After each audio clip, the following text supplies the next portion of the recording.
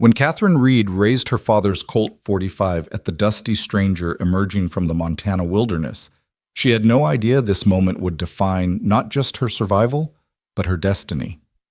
What happens when a woman who refuses to be tamed meets a cowboy who sees her fire as freedom? Stay with me until the end of this epic tale of love, danger, and defiance in the untamed West, and let me know in the comments what city you're watching from. I love seeing how far these stories travel across our beautiful country. The Montana Territory stretched endlessly under the scorching August sun of 1872, its golden grasslands shimmering like ocean waves in the heat. Dust devils danced across the barren landscape, and the only sound for miles was the relentless buzz of cicadas hidden in the sparse scrub brush. It was in this God-forsaken stretch of wilderness that Catherine Reed found herself stranded, her father's ancient stagecoach listing dangerously to one side like a wounded animal. The wheel had given up the ghost 3 miles back with a crack that echoed across the prairie like a gunshot. Catherine had fought the reins as the coach lurched and groaned to a stop, her heart hammering against her ribs as she realized the full scope of her predicament. She was alone, truly alone, in a land where being alone could mean death. Standing beside the crippled coach, Catherine wiped the sweat from her brow with the back of her gloved hand and surveyed the damage. The front left wheel had split clean through its iron rim buried in the sun-baked earth. Her leather traveling bags sat in the dust where she'd unloaded them, containing everything she owned in the world. 3 dresses, 2 pairs of boots, her teaching certificates, and her mother's pearl necklace wrapped carefully in tissue paper. But it wasn't her meager possessions that concerned her most. It was the weight of her father's Colt 45 pressed against her hip beneath her dark blue traveling dress. Judge Marcus Reed had insisted she carry it when she'd announced her intention to travel west to Silver Creek, Montana Territory to take up the position of school teacher. "The frontier's no place for a lady traveling alone," he'd said gruffly, his weathered hands checking the gun's chambers one final time. "But if you're determined to go, you'll go prepared." Now, as the sun climbed higher and the heat became almost unbearable, Catherine began to understand the weight of his words. She had water for perhaps 2 days if she rationed carefully, and no food save for a small tin of crackers and some dried beef. The nearest settlement was Silver Creek, still 20 miles north according to her calculations, and the road behind her stretched empty all the way back to the railroad depot in Billings. She was contemplating her limited options when she heard it, the rhythmic thunder of hoofbeats approaching from the north. Catherine's hand instinctively moved to her father's gun as a cloud of dust appeared on the horizon, growing larger and more defined with each passing second. In this lawless territory, a lone woman was prey to any manner of desperados, claim jumpers, and worse. The rider emerged from the heat shimmer like a phantom materialized from the very earth itself. He sat tall in the saddle of a magnificent bay stallion, his broad shoulders silhouetted against the endless sky. Even at a distance, Catherine could see he was a big man, and the easy confidence with which he rode suggested someone comfortable with violence. A weather-beaten hat shadowed his face, and she caught the glint of metal at his hip that could only mean one thing: gun. Catherine's fingers closed around the grip of her father's Colt, and in one fluid motion she drew the weapon and leveled it at the approaching stranger. The gun felt heavy and foreign in her hands, but her father had trained her well during those long afternoons behind their Boston mansion. She might be a school teacher, but she was Judge Reed's daughter first, and Reed women didn't cower. "That's far enough," she called out, her voice carrying clearly across the still air. "State your business or ride on." The stranger reined in his horse about 30 yards away, raising his hands in a gesture of peace. For a long moment they regarded each other across the dusty expanse, the determined woman with the gun and the mysterious cowboy who'd appeared like an answer to an unspoken prayer. "Easy there, miss," came his voice, deep and rich with a slight drawl that spoke of Texas or perhaps Arkansas.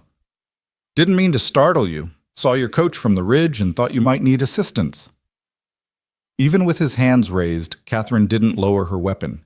She'd heard too many stories of frontier bandits who used charm and courtesy as weapons, just as deadly as bullets.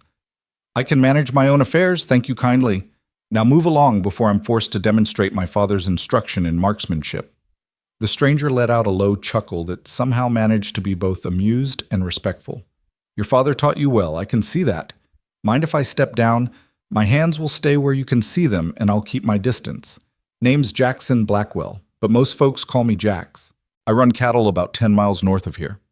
Catherine studied him carefully as he slowly dismounted her gun, never wavering. He moved with the fluid grace of a man accustomed to hard work and harder living, but there was something in his manner that suggested education and breeding beneath the rough exterior. His clothes were dusty from travel but well made, and his boots were expensive leather, not the crude footwear of a common drifter. Catherine Reed, she replied after a moment's hesitation, then immediately regretted giving her real name. And I'll keep my own counsel about whether I need assistance. Jax, if that was truly his name, touched the brim of his hat in a gesture of old-world courtesy that seemed strangely out of place in the wilderness. Pleasure to make your acquaintance, Miss Reed.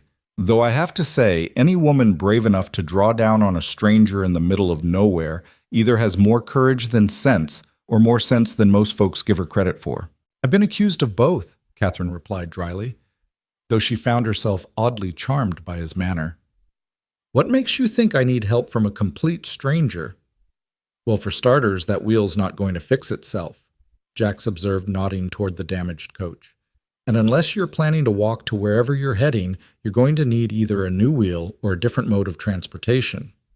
Catherine glanced at the broken wheel, then back at the man who stood with his hand still partially raised, making no move toward his own weapon. There was truth in his words, much as she hated to admit it. Pride was a luxury she couldn't afford in her current situation. Assuming for a moment that you're not a highwayman or worse, she said carefully, what exactly are you proposing? I've got tools and experience with wagon repairs back at my ranch, Jax replied. Could either fix this wheel or rig something temporary to get you to Silver Creek. That's where you're headed, isn't it? Saw the direction you were traveling. Catherine's eyes narrowed. How do you know I'm bound for Silver Creek? Process of elimination mostly. You're clearly not from around here, no offense, but that dress and those gloves mark you as Eastern stock. Silver Creek's the only settlement of any size north of here, and they've been advertising for a school teacher in papers as far away as Denver. An educated woman traveling alone with teaching materials? He shrugged. Wasn't hard to figure. Despite herself, Catherine was impressed by his deductive reasoning. It spoke to an intelligence that his rough appearance might have concealed from a casual observer. Still, she kept her gun trained on him. Very astute, Mr. Blackwell, but that doesn't explain why a cattle rancher would go out of his way to help a stranded stranger. Maybe I was raised to help folks in need, Jax replied simply. Or maybe I figure any woman brave enough to point a gun at a man twice her size and not back down is exactly the kind of person Silver Creek needs teaching their children. The compliment delivered without a trace of condescension caught Catherine off guard. In her experience, men either dismissed her capabilities entirely or praised them in a patronizing way that somehow made her feel smaller. This stranger, this Jax Blackwell, seemed to recognize her strength without feeling threatened by it. You're assuming I'm brave, Catherine said. For all you know, I could be terrified and simply too stubborn to show it. Fear and bravery aren't opposites, Miss Reed. In my experience, the bravest folks are usually the ones who are scared but do what needs doing anyway. There was something in his tone, a note of hard-won wisdom that made Catherine study him more carefully. Up close, she could see that Jackson Blackwell was younger than she'd first estimated, perhaps 30 years old, but his face bore the kind of lines that came from squinting into harsh sun and making difficult decisions. His eyes were a striking blue-gray like storm clouds over the ocean, and they held a directness that was both unsettling and oddly comforting. Even assuming your intentions are honorable, Catherine said, though she was beginning to suspect they might be, how do I know you have the skills to repair my coach? For all I know, you could make things worse. Jack smiled, and the expression transformed his entire face. Fair question. Tell you what, why don't you keep that gun handy while I take a look at the damage? If I can't fix it, or if you don't like my work, you're no worse off than you are right now. Catherine considered this. The sun was climbing higher, and the heat was becoming oppressive. Every minute she delayed was a minute closer to the dangerous night hours when the temperature would plummet, and predators, both animal and human, would emerge to hunt. She needed help much as her pride rebelled against admitting it. Very well, she said finally, but I'll be watching every move you make, and this gun stays in my hand. Wouldn't expect anything less from Judge Reed's daughter, Jax replied casually as he walked toward the damaged wheel. Catherine's blood ran cold. How do you know who my father is? Jax paused in his examination of the broken wheel and looked up at her with something that might have been regret. Your name, you're bearing the quality of that gun, and your skill with it. Marcus Reed's reputation extends well beyond Boston Miss Reed. He's known as a fair judge, but a hard man, and it's said his daughter inherited both his intelligence and his iron will.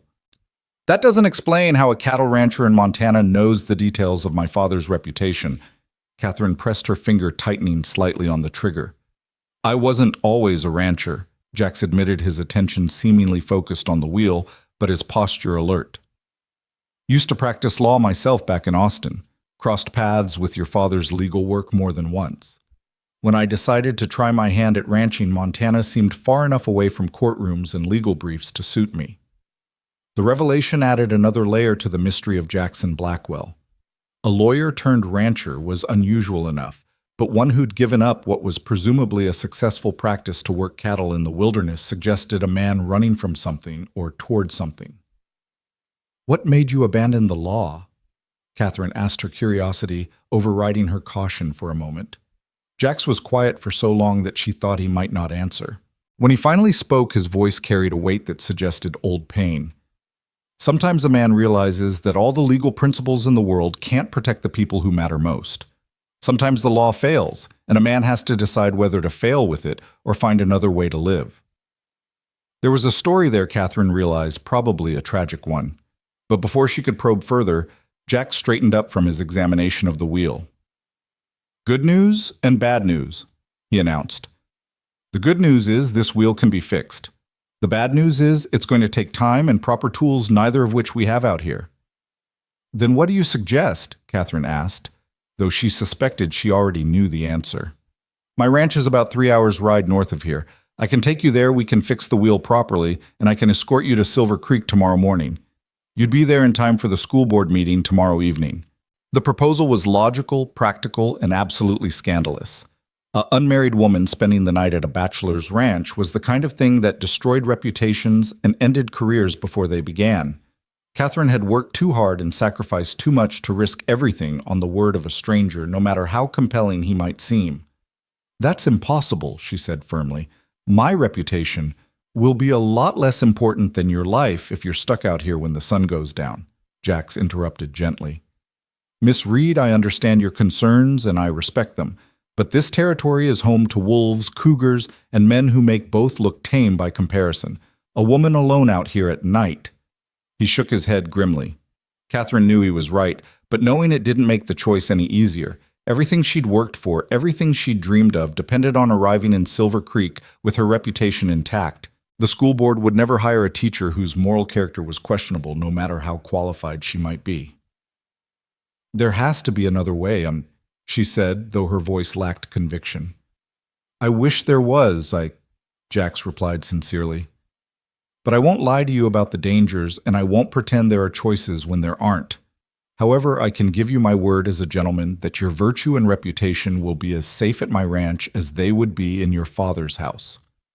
The comparison to her father's house struck Catherine as either incredibly naive or surprisingly perceptive. Judge Reed's house was many things, but safe wasn't always one of them. Her father's temper and rigid expectations had made her childhood a minefield of potential explosions where the wrong word or gesture could result in hours of cold silence or blistering lectures about propriety and duty. The word of a gentleman I met an hour ago while he was staring down the barrel of my gun, Catherine observed wryly. The word of a man who could have taken that gun away from you 10 minutes ago if his intentions were dishonorable, Jax replied quietly. Miss Reed, I understand why you don't trust me.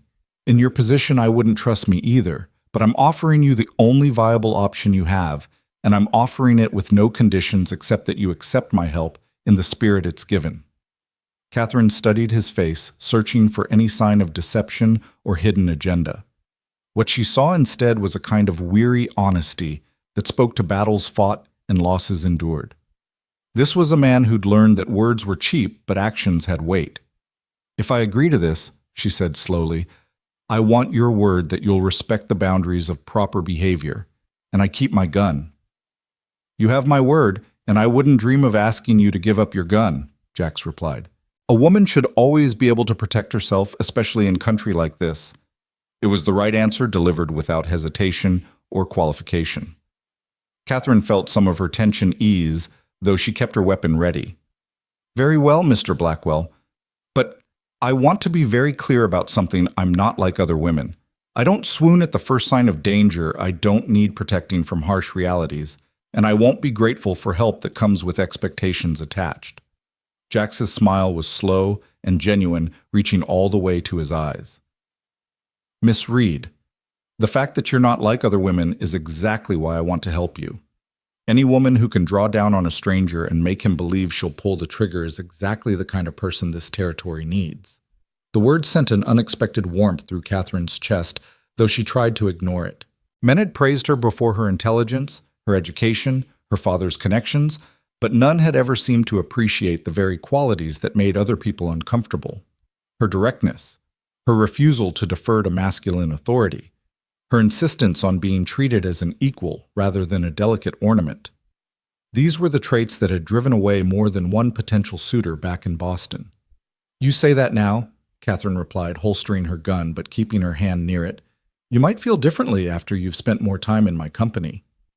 "I doubt that very much," Jack said as he began gathering her bags. "But I suppose we'll find out, won't we?" As they prepared to leave the broken coach behind, Catherine felt a strange mixture of apprehension and anticipation. She was about to place her trust, her safety, and quite possibly her future in the hands of a man she'd met at gunpoint less than an hour ago. It went against every lesson her father had taught her about caution and propriety. But as Jax helped her secure her belongings on his horse and showed her how to ride behind him without compromising her modesty, Catherine realized that perhaps some of her father's lessons had been wrong. Perhaps there were times when caution was less important than courage, and propriety less valuable than survival. The horse, a magnificent bay stallion named Thunder, according to Jax, stood perfectly still as Catherine settled herself behind the saddle. She'd ridden before, of course, but always side saddle on the gentle mares her father kept for ladies. This was different. She could feel the raw power of the animal beneath her, the barely contained energy of a creature bred for speed and endurance rather than decoration. "Hold on tight," Jax advised as he swung up into the saddle in front of her. "Thunder likes to run, and this country's not forgiving of folks who fall." Catherine wrapped her arms around his waist, acutely aware of the solid warmth of his body and the subtle scent of leather horse and something indefinably masculine. It was improper, intimate, and absolutely necessary, and she was surprised to find that she didn't mind it as much as she should have.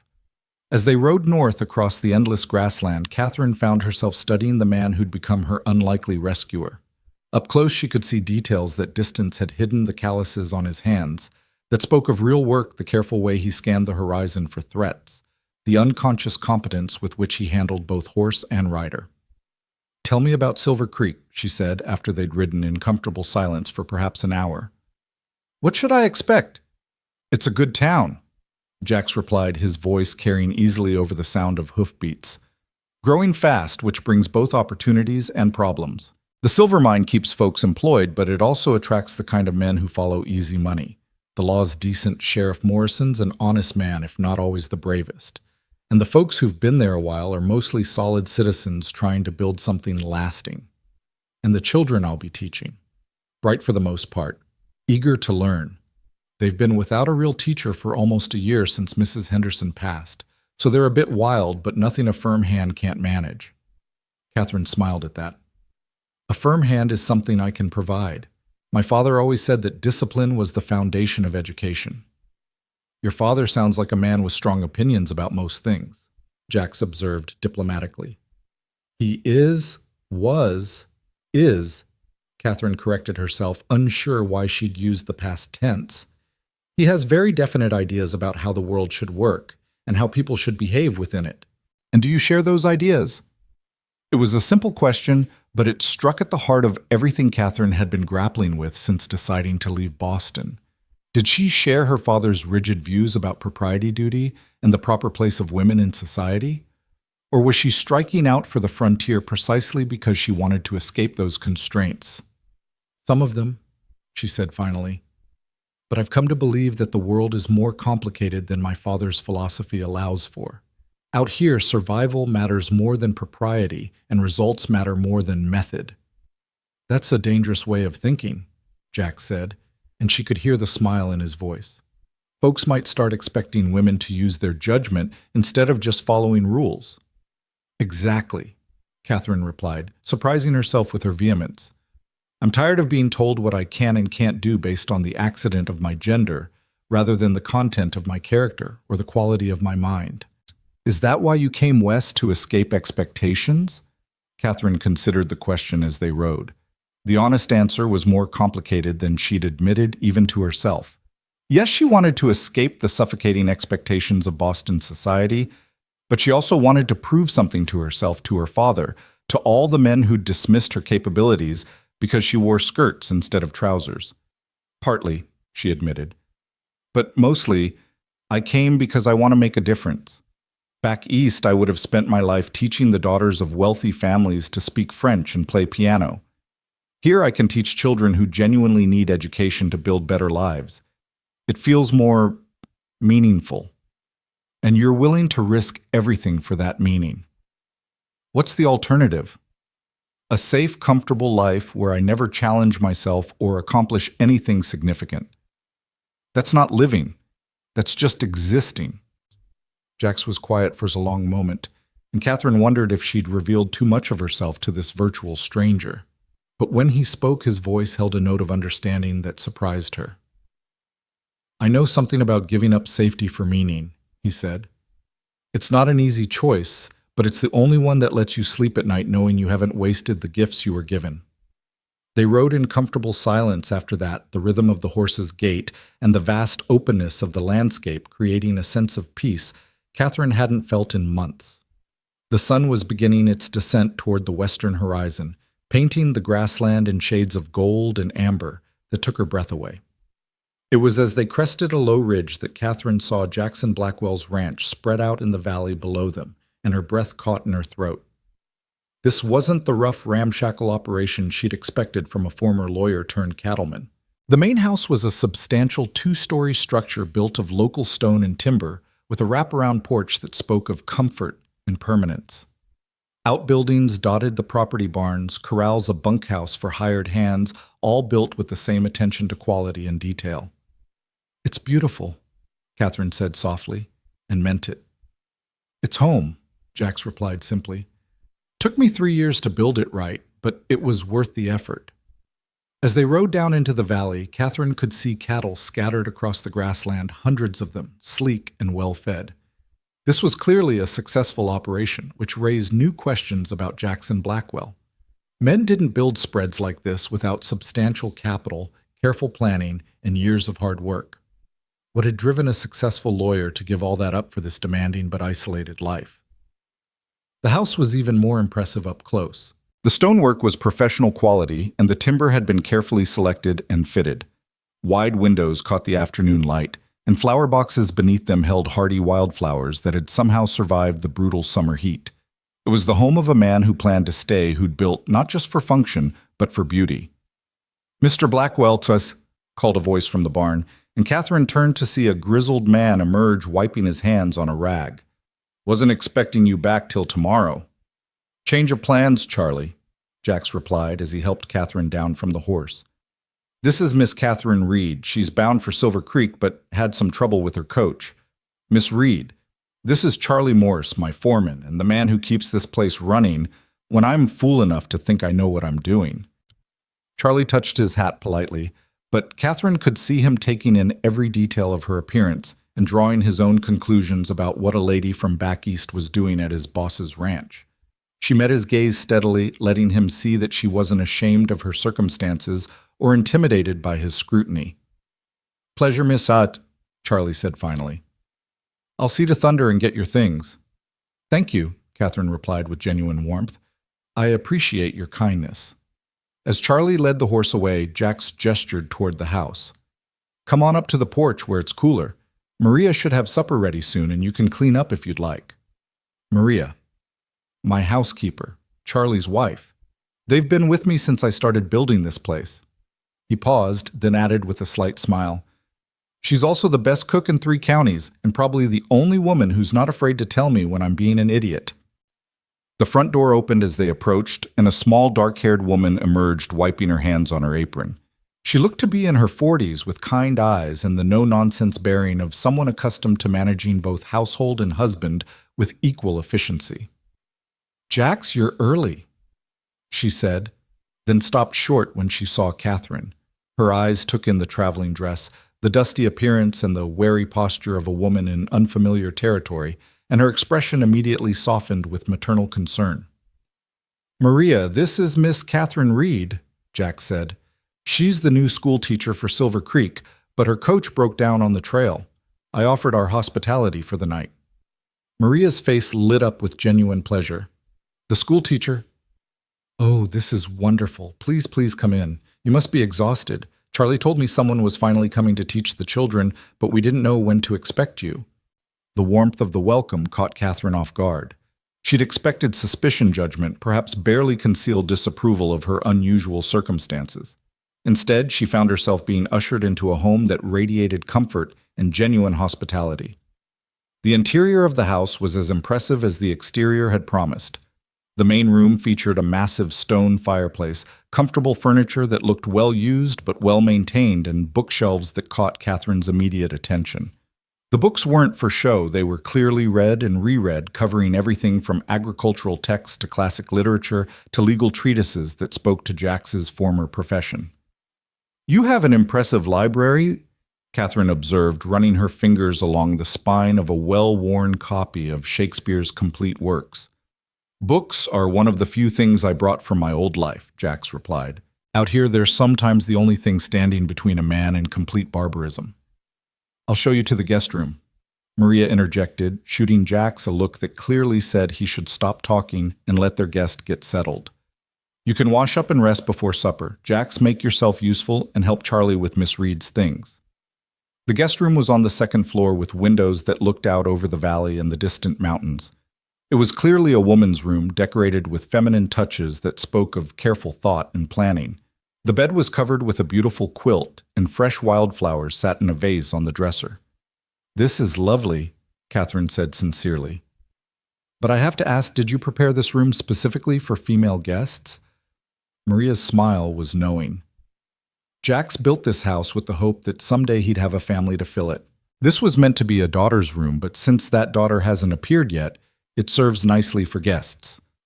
The revelation added another layer to Catherine's understanding of Jackson Blackwell. He'd built a family home in the wilderness, complete with children's rooms and a woman's touch throughout. It suggested a man who'd given up one dream but hadn't abandoned hope for another. "I'll leave you to get settled," Maria continued. "Supper will be ready in about an hour. And Miss Reed, don't let Jax's rough exterior fool you. He's a good man who's had some hard years, but his heart's in the right place." After Maria left, Catherine stood at the window looking out over the ranch and trying to process everything that had happened since her coach wheel had broken that morning. In the space of a few hours, her carefully planned journey had become an adventure that would have been unthinkable back in Boston. She was staying at the home of a bachelor rancher she'd met at gunpoint, trusting her safety and reputation to people she'd known for less than a day. And yet she felt safer here than she had in months. There was something about this place, about these people, that spoke to a deep honesty she hadn't encountered in the drawing rooms and social gatherings of her former life. Here people said what they meant and meant what they said. There were no hidden agendas, no social games designed to trap the unwary. As Catherine washed the dust from her face and hands in the basin Maria had provided, she caught sight of herself in the mirror and was surprised by what she saw. Her cheeks were flushed from sun and wind, her hair had escaped its careful pins, and her eyes held a brightness she hadn't seen there in years. She looked alive in a way she hadn't felt since childhood. Supper was served in a dining room that managed to be both elegant and comfortable, with a table large enough for a family but set tonight for 4. Charlie had cleaned up and changed into fresh clothes, transforming from ranch hand to dinner companion with ease. The conversation flowed naturally, covering everything from cattle prices to local politics to the challenges facing the new teacher in Silver Creek. "The last teacher, Mrs. Henderson, was a saint," Maria explained as she served what was perhaps the best beef stew Catherine had ever tasted. But she was also 70 years old and not inclined to discipline the wilder children. Some of those boys have been running free for almost a year now. "I'm not afraid of difficult children," Catherine replied confidently. "In my experience, most behavioral problems stem from boredom or lack of proper challenge.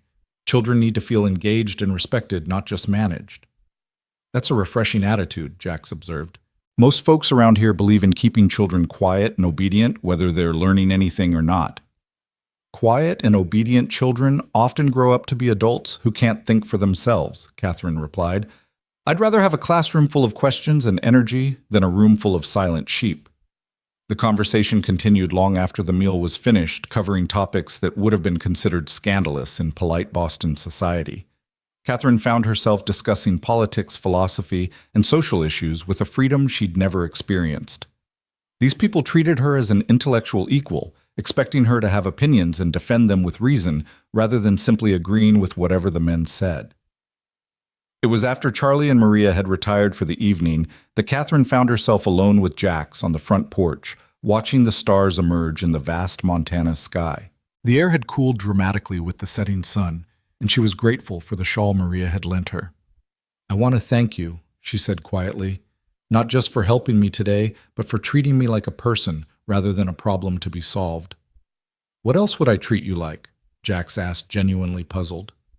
"Most men would have either left me stranded to teach me a lesson about traveling alone, or they would have rescued me in a way that made it clear I owed them something for their gallantry. You offered help without conditions, and accepted my independence without trying to undermine it." Jax was quiet for a moment, his gaze fixed on the distant mountains. "I learned a long time ago that the strongest people are often the ones who've been forced to stand alone. Trying to weaken someone like that would be like breaking a fine blade just because it's sharp." The metaphor was unexpectedly poetic, and Catherine found herself studying his profile in the starlight. There were depths to Jackson Blackwell that she was only beginning to glimpse, layers of experience and loss that had shaped him into someone far more complex than his rough exterior suggested. "What happened to you?" she asked impulsively. "What made you leave the law and come out here?" For a long time she thought he wouldn't answer. When he finally spoke, his voice was quiet and distant, as if he were seeing something far beyond the peaceful ranch spread out before them. "I believed in justice," he said simply. "Believed that if you fought hard enough and smart enough, you could protect people from those who would hurt them. I was wrong." "What changed your mind?" Jax's hands gripped the porch railing, and Catherine could see the tension in his shoulders. "I had clients, a family who were being threatened by a man with money and political connections. The law said they were in the right, but the law couldn't protect them when it mattered. They died because I believed a piece of paper could stop a bullet." The words hung in the night air like a physical weight. Catherine could hear the guilt and pain in his voice, could understand now why he'd chosen to build a new life, in a place where right and wrong were measured by different standards. "So you came here to escape that failure?" "I came here to find a place where a man's actions matter more than his connections, where strength and honesty count for more than clever words and political favors." He turned to look at her directly. "I came here to find a place where I could live with myself." The honesty of the admission took Catherine's breath away. Here was a man who'd lost everything that mattered to him and chosen to rebuild rather than surrender. It was a kind of courage she'd never encountered before. Not the flashy bravery of soldiers or adventurers, but the quiet determination of someone who'd stared into the abyss and decided to create light instead of cursing the darkness. "And have you found that place?" she asked softly. "I'm starting to think I might have," Jax replied, and something in his tone made her pulse quicken. They sat in comfortable silence after that, each lost in their own thoughts as the night deepened around them. Catherine found herself acutely aware of his presence beside her. The steady rhythm of his breathing, the warmth radiating from his body, the subtle masculine scent that seemed to belong as naturally to the frontier as the sage and wildflowers. When she finally excused herself to retire, Jack stood and offered her his hand to help her up from the porch swing. The brief contact sent an unexpected jolt through her, and she was grateful for the darkness that hid her blush. "Good night, Miss Reed," he said formally, but his eyes held a warmth that was anything but distant. Good night, Mr. Blackwell, and thank you again for everything. Thank you for trusting me with your safety. I don't take that responsibility lightly. As Catherine prepared for bed in the beautiful guest room, she reflected on how dramatically her life had changed in the course of a single day. 24 hours ago, she'd been a proper Boston lady traveling west to take up a respectable teaching position. Tonight, she was staying in the home of a man who challenged every assumption she'd ever made about herself and her place in the world.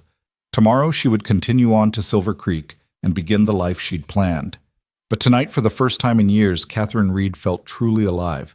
And as she drifted off to sleep in Jackson Blackwell's guest room, she wondered if perhaps some detours were meant to become destinations. Outside her window, the Montana wilderness stretched endlessly under a canopy of stars, vast and wild, and full of possibilities she'd never dared to imagine.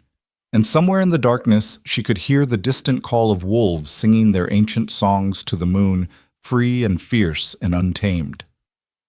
Just like the woman who lay listening to their voices, Catherine Reed was beginning to understand that some kinds of freedom were worth any risk. Catherine woke to the sound of roosters crowing and the distant lowing of cattle sounds that would have been foreign and alarming just days ago, but now seemed as natural as breathing. Golden sunlight streamed through the guest room windows, painting everything in warm amber tones that made the unfamiliar surroundings feel almost magical. She dressed quickly in her most practical traveling dress, a deep green wool that wouldn't show every speck of trail dust, and made her way downstairs to find the household already bustling with morning activity. Maria was in the kitchen humming softly as she prepared what smelled like the most magnificent breakfast Catherine had ever encountered.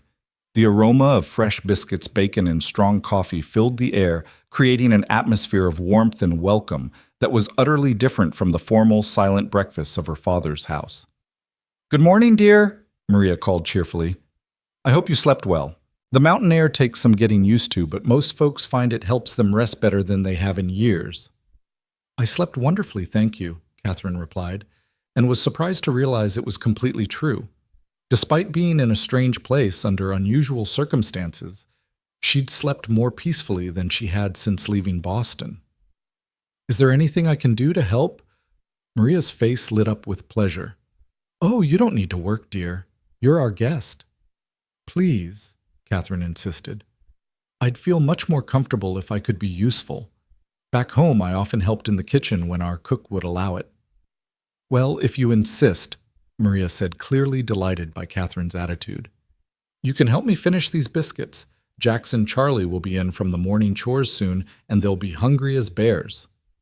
Working alongside Maria in the warm kitchen, Catherine found herself relaxing in a way she'd rarely experienced.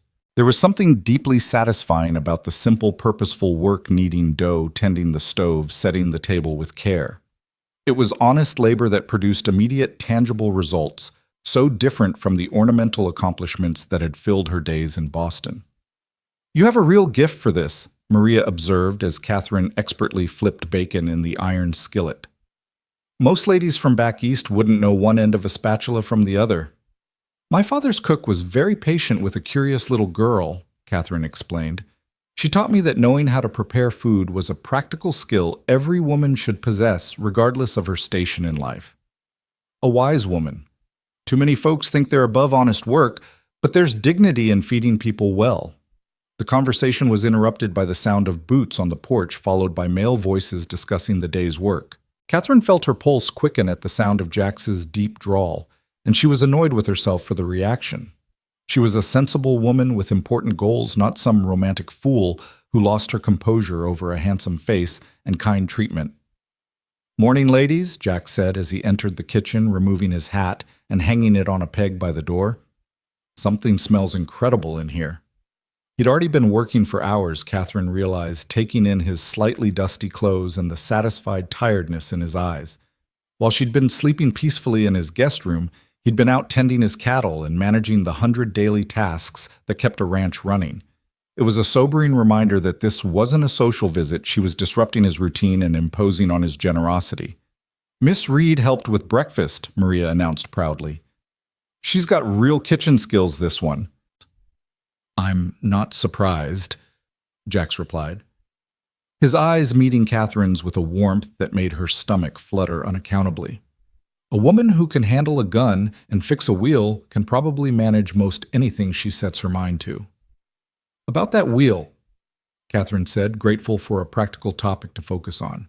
Will we be able to repair it this morning? Already fixed, Charlie announced as he entered the kitchen, washing his hands at the basin. Took it down to the forge first thing and welded her back together good as new.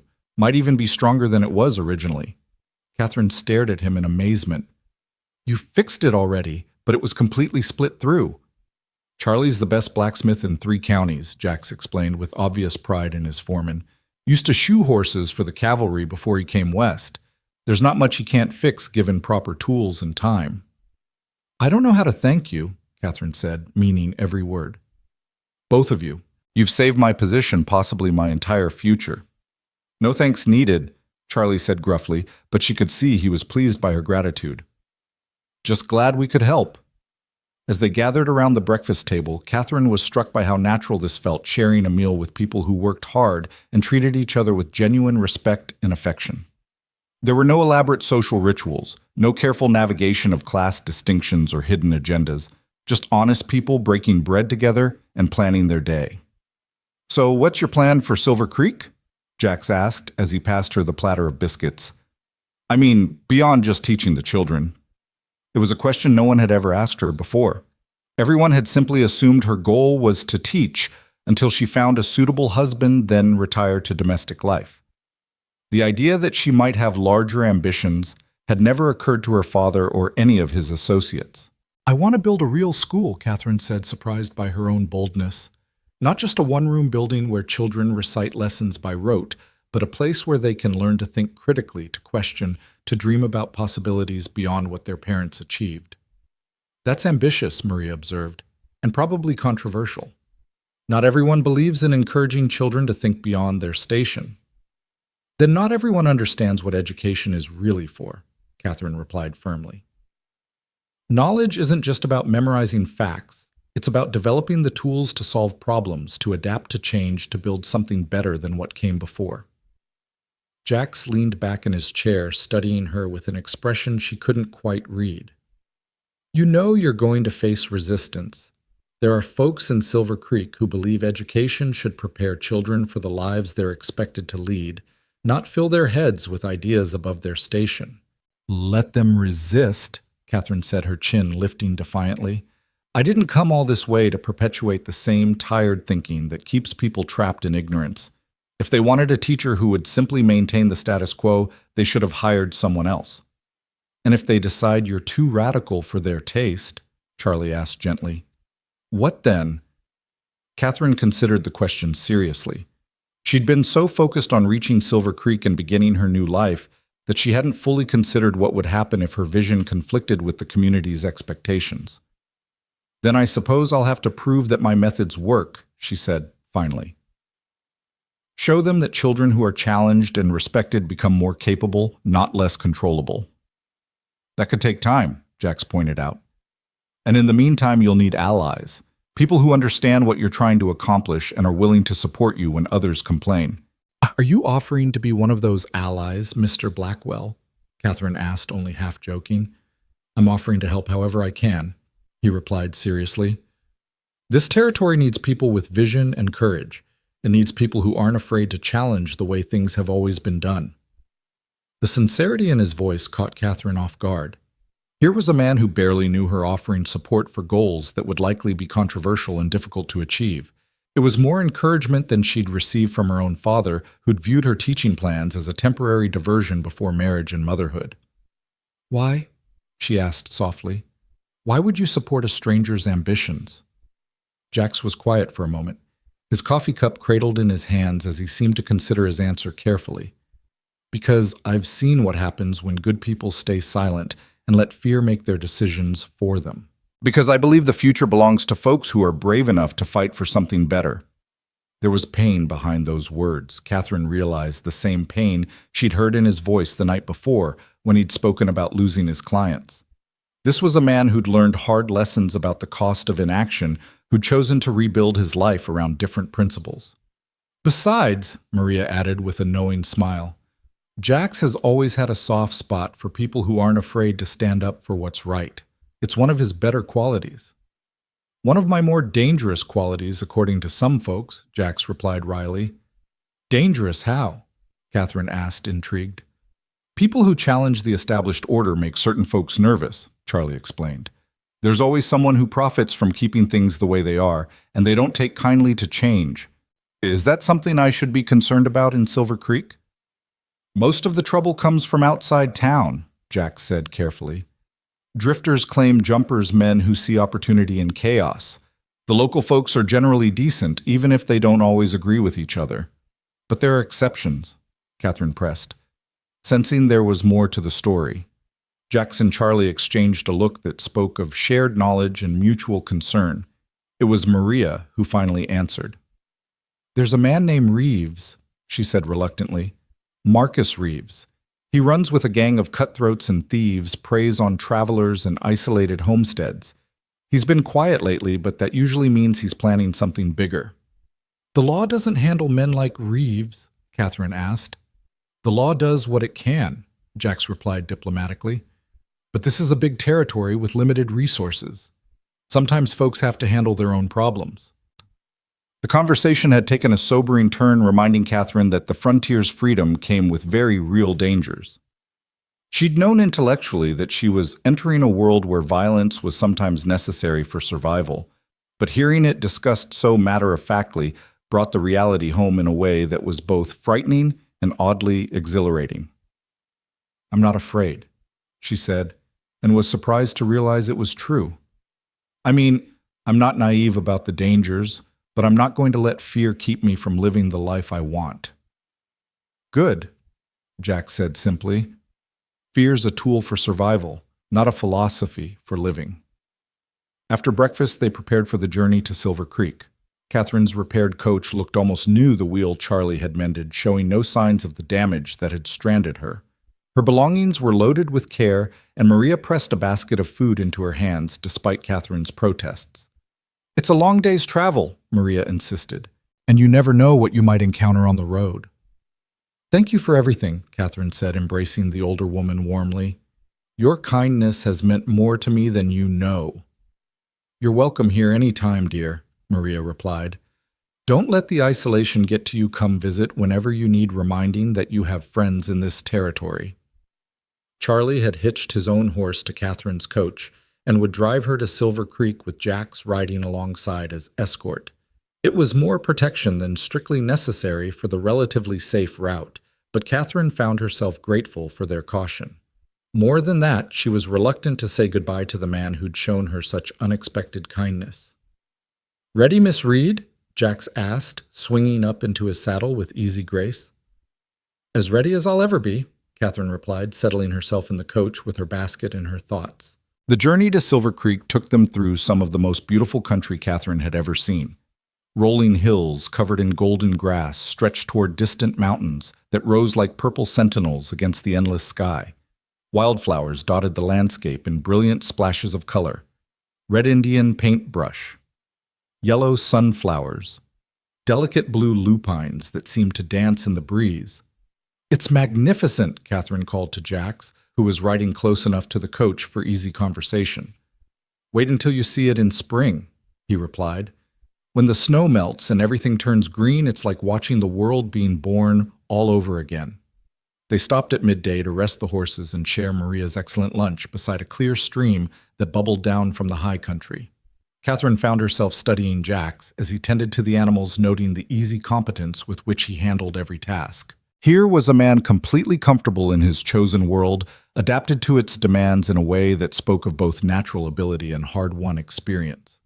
You love this life, she observed as they sat beside the stream, sharing bread and cheese in the dappled shade of cottonwood trees. I do, Jax admitted. It's hard sometimes, dangerous, often lonely, but it's honest. Out here you succeed or fail based on your own efforts, your own choices. There's something clean about that. Don't you miss intellectual stimulation, the company of educated people? I miss some things about my old life, he said thoughtfully. Good books are harder to come by, and philosophical discussions are rare, but I found that working with your hands, solving practical problems, building something lasting, There's a different kind of satisfaction in that. Catherine nodded, understanding more than she might have just days before. Her brief experience helping Maria in the kitchen had given her a taste of that satisfaction, the pleasure of creating something useful and immediately beneficial. "What about you?" Jax asked. "What will you miss about Boston?" "Less than I expected," Catherine replied honestly. "The libraries, certainly. The concerts and lectures.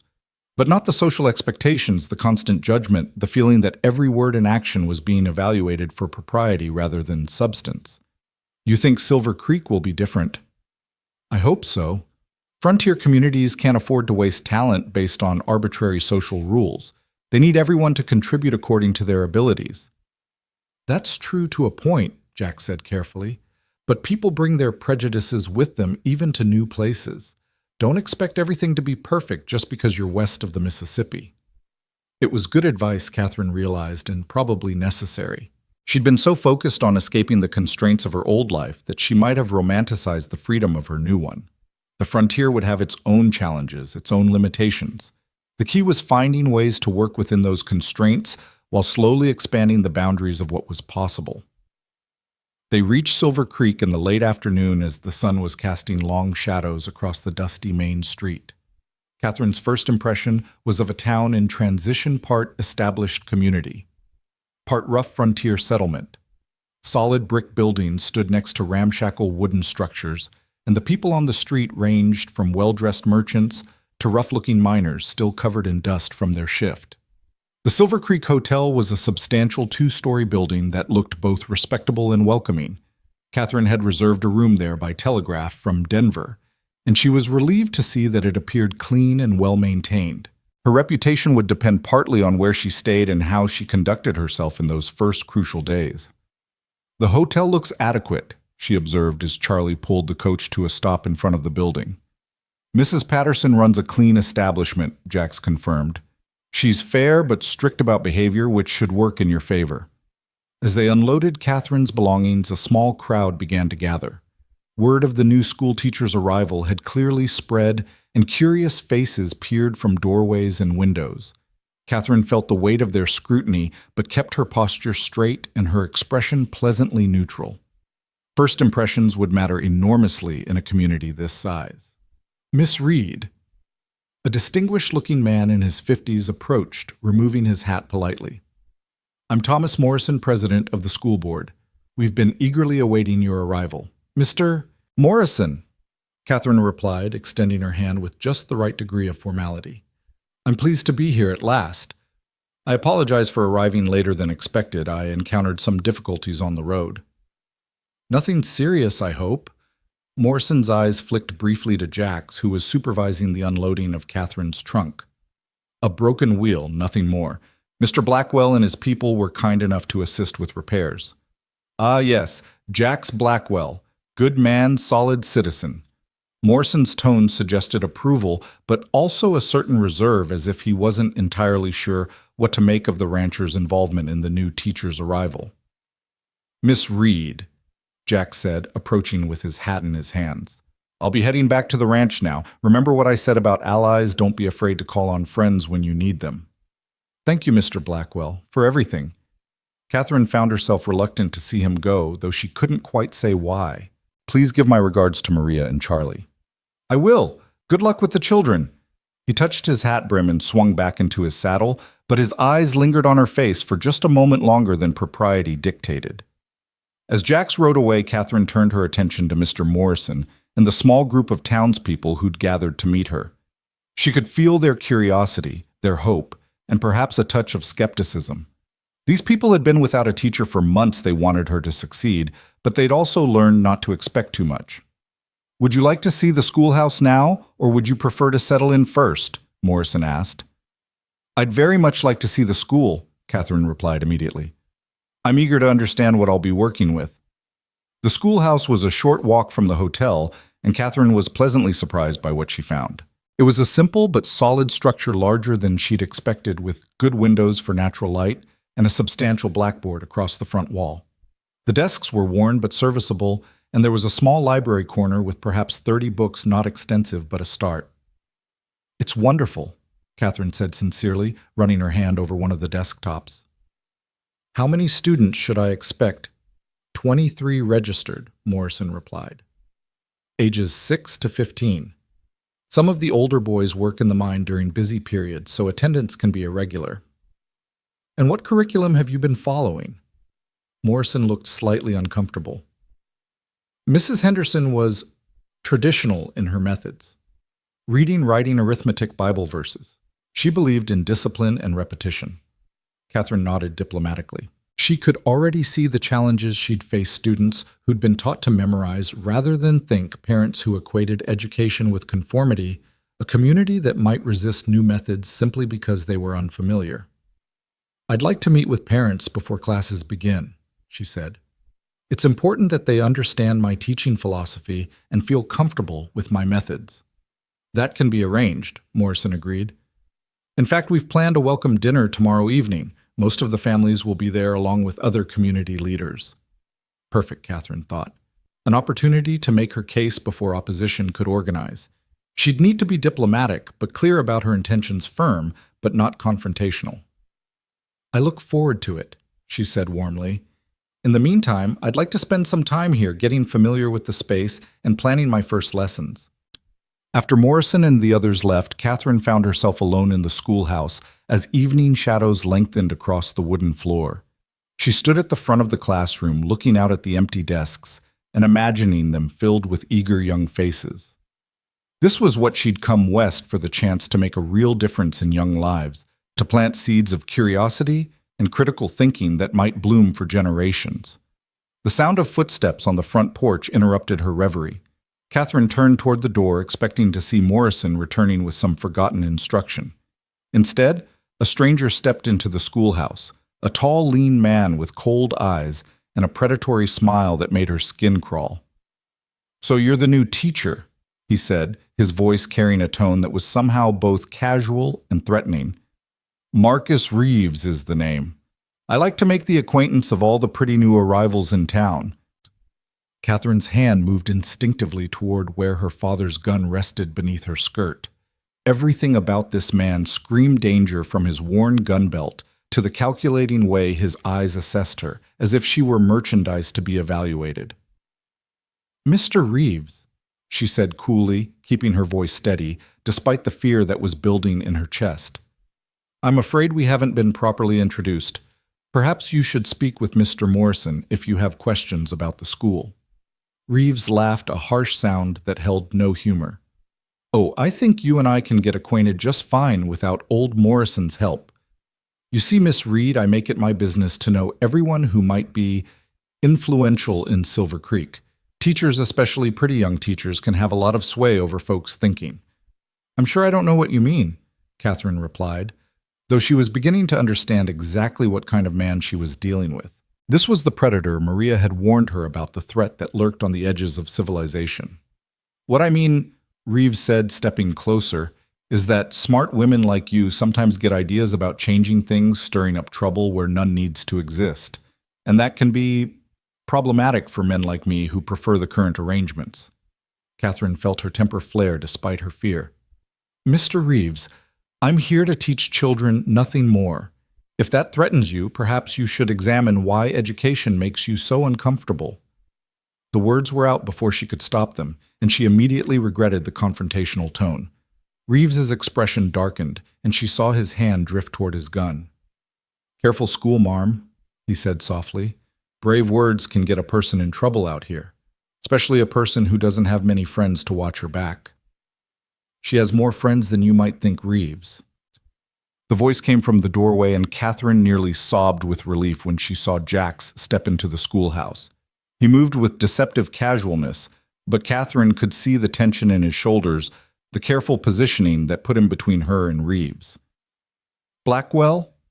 Reeves said, his tone shifting to something that might have been respect or might have been wariness. "Didn't expect to see you in town this evening. Decided to check on Miss Reed settling in," Jax replied easily. "Make sure she has everything she needs. You know how it is, neighbors helping neighbors." "Of course." Reeves smiled, but the expression didn't reach his eyes. "Just being neighborly myself," welcoming the new teacher to our little community. And now you have, Jack said pointedly. I'm sure Miss Reed appreciates the gesture. For a tense moment, the two men stared at each other, and Catherine could feel the weight of unspoken threats and past conflicts. Then Reeves touched his hat brim in a mockery of politeness. Welcome to Silver Creek, Miss Reed, he said. I'm sure we'll be seeing more of each other. After Reeves left, Catherine sank into one of the student desks, her legs suddenly unsteady. The encounter had shaken her more than she wanted to admit, not just because of the implied threat, but because of what it suggested about the challenges she'd face in Silver Creek. Are you all right? Jax asked gently, his earlier casual demeanor replaced by genuine concern. I'm fine, Catherine said, though they both knew it wasn't entirely true.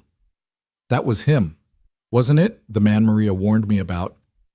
That was him, and now he knows you're here, knows you're not easily intimidated. Jack sat on the edge of the teacher's desk, his expression serious. Catherine, I need you to understand something. Men like Reeves prey on isolation, on fear. They count on people being too afraid to stand up to them.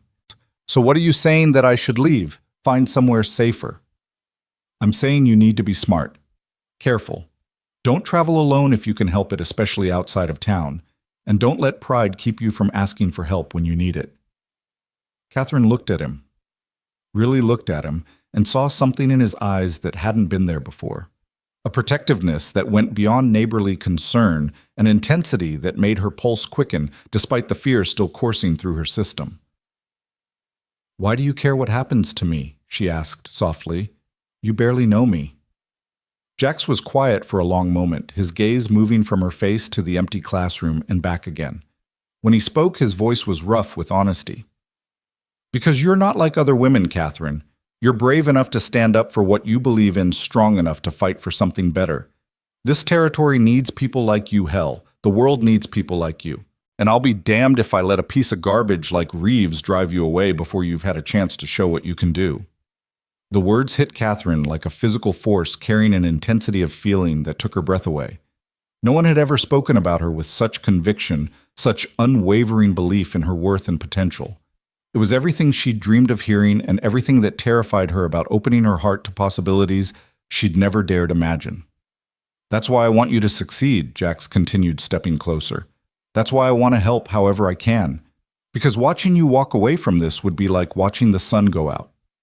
Catherine felt tears prick her eyes, though whether from gratitude, fear, or something else entirely, she couldn't say. Here in this simple schoolhouse, facing an uncertain future filled with both promise and peril, she'd found something she'd never expected to find: a man who saw her strength as a gift rather than a threat, who wanted to protect her dreams rather than redirect them toward his own purposes.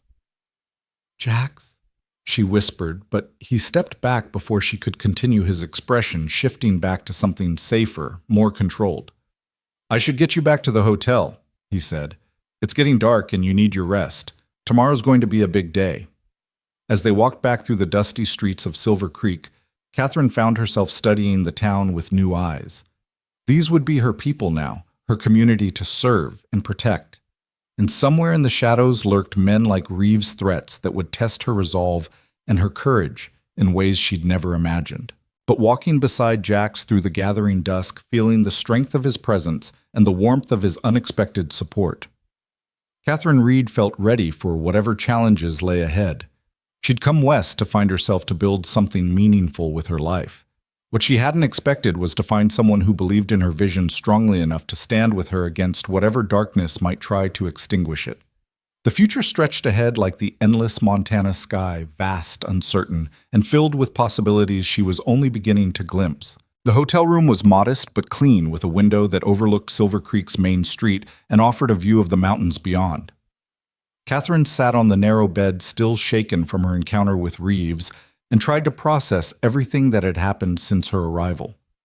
The welcome dinner tomorrow evening would be her first real test, her chance to win over the parents and community leaders who would determine whether her ambitious plans for the school could succeed. She unpacked her few belongings, carefully hanging her best dress for tomorrow's dinner and arranging her teaching materials on the small desk by the window. Her father's books. Shakespeare, Emerson. A collection of scientific papers seemed almost defiant in their sophistication, a declaration that she intended to bring more than basic literacy to Silver Creek's children. A soft knock at her door interrupted her thoughts. Catherine opened it to find Mrs. Patterson, the hotel proprietress, holding a tea tray.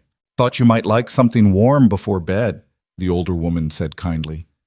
"First days in a new place can be unsettling." "That's very thoughtful, thank you." Catherine accepted the tray gratefully, noting the good china and the small plate of cookies that accompanied the tea. "I hear you had a run-in with Marcus Reeves this evening," Mrs. Patterson said without preamble, settling herself in the room's single chair. "Word travels fast in a town this size." Catherine was startled by the directness, but also oddly relieved. If people already knew about the encounter, she wouldn't have to pretend it hadn't happened. "Mr. Reeves introduced himself at the schoolhouse," she said carefully. "He seemed interested in my teaching plans." Mrs. Patterson snorted inelegantly. "Reeves is interested in anything that might interfere with his business, which is separating honest folks from their money through intimidation and worse. The fact that Jax Blackwell was there to see him off is probably the only reason you're sitting here having tea instead of—" She trailed off, but the implication was clear. "Is Mr. Blackwell often involved in confrontations with men like Reeves?" "Jax doesn't go looking for trouble, but he doesn't back down from it either. He's got a reputation for standing up for folks who can't stand up for themselves. Some people think he's too quick to get involved in other people's problems." "And what do you think?" Mrs. Patterson was quiet for a moment, sipping her tea thoughtfully. "I think this territory would be a lot worse off without men like Jax Blackwell. He's got principles, and he's willing to pay the price for them. That's rarer than you might think." The conversation stayed with Catherine long after Mrs. Patterson had gone. As she prepared for bed, she found herself thinking about Jax's words at the schoolhouse, the intensity in his voice when he'd spoken about her strength and purpose. No man had ever looked at her the way he had, as if she were something precious and powerful at the same time. Sleep came fitfully filled with dreams of dark-eyed strangers and endless prairies of children's faces turned toward her with hope and expectation. She woke before dawn, alert and restless, and decided to use the early morning hours to explore Silver Creek before the town came fully to life. The streets were quiet except for a few early risers tending to morning chores. Catherine walked slowly, taking in details she'd missed the day before. The town was clearly prosperous. The silver mine provided steady employment, and the businesses along Main Street looked established and well-maintained. But there were signs of the rough edges that came with frontier-life saloons with boarded windows from recent fights wanted posters on the sheriff's office wall, the general store's advertisements for guns and ammunition, alongside notices for school supplies and ladies' dry goods. The schoolhouse looked different in the morning light, smaller perhaps, but also more welcoming. Catherine used her key to enter and spent an hour arranging the classroom moving desks into a more collaborative arrangement and placing the few books where students could easily see them. She was writing the day's lesson plan on the blackboard when she heard voices approaching. "I tell you, Morrison, we should have interviewed her more carefully before offering the position." Catherine recognized the voice of Henry Walsh, one of the school board members she'd been introduced to the previous evening. She moved closer to the window to listen, knowing it was improper, but needing to understand what she was facing. "The woman arrives in town with Jax Blackwell as her escort, spends her first evening getting into confrontations with dangerous men, and you think that's the kind of influence we want around our children," Walsh continued. "Now hold on, Henry," came Morrison's calmer voice. "Miss Reed didn't seek out trouble with Reeves, he came to her. And as for Blackwell, the man was being neighborly. You can't fault someone for accepting help when they need it." "Can't I? What do we really know about this woman?" "She's unmarried, traveling alone, clearly has ideas above her station. Mark my words, she'll fill our children's heads with notions that'll make them dissatisfied with honest work." Catherine felt her temper rise, but forced herself to remain quiet. This was valuable intelligence about the opposition she'd face, even if it stung to hear her character questioned by men who'd never spoken to her for more than 5 minutes. "Miss Reed comes with excellent references," Morrison replied firmly. "Judge Reed's recommendation alone should be sufficient, and her credentials are impeccable. We've been without a teacher for months, Henry. We can't afford to be overly particular." "We can't afford to hire someone who'll cause more problems than she solves," Walsh shot back. "I'm telling you, Thomas, that woman is going to be trouble. Catherine waited until their voices faded before emerging from the schoolhouse, her jaw set with determination. If Henry Walsh wanted to see trouble, she'd show him what a truly troublesome woman could accomplish. But first she needed to win over enough allies to counter his influence. The rest of the morning was spent visiting local businesses and introducing herself to potential supporters. At the general store, she met Mrs. Sarah Chen, whose family had immigrated from China to work on the railroad before settling in Silver Creek. Mrs. Chen's English was accented but clear, and her eyes lit up when Catherine mentioned her plans to include geography and science in the curriculum. "My Tommy, he is so smart," Mrs. Chen said proudly. "But previous teachers, she say, he ask too many questions. I tell her questions are good, they show thinking mind." "I couldn't agree more," Catherine replied warmly. "A curious child is a gift, not a problem. Tommy sounds like exactly the kind of student I'm hoping to work with." At the bakery, she encountered a different perspective from Mrs. Gladys Murphy, whose Irish accent was still thick despite 20 years in America. "'Tis all well and good to talk about fancy teaching methods," Mrs. Murphy said skeptically, as she kneaded bread dough. "But what my Sean needs is to learn his letters and numbers well enough to keep accounts and write a proper business letter. All this talk about thinking and questioning, where does that get a working man?" "It gets him the ability to solve problems he's never encountered before," Catherine replied respectfully. "To adapt when circumstances change, to recognize opportunities others might miss. Sean may start as a working man, but he doesn't have to end there if he has the tools to build something better." Mrs. Murphy paused in her kneading, considering this. "You really think my Sean could be more than a baker or a miner?" "I think Sean could be anything he sets his mind to if he's given the chance to discover what that might be." By lunchtime, Catherine had visited a dozen businesses and spoken with twice as many parents. The reactions were mixed, some enthusiastic, some skeptical, some openly hostile.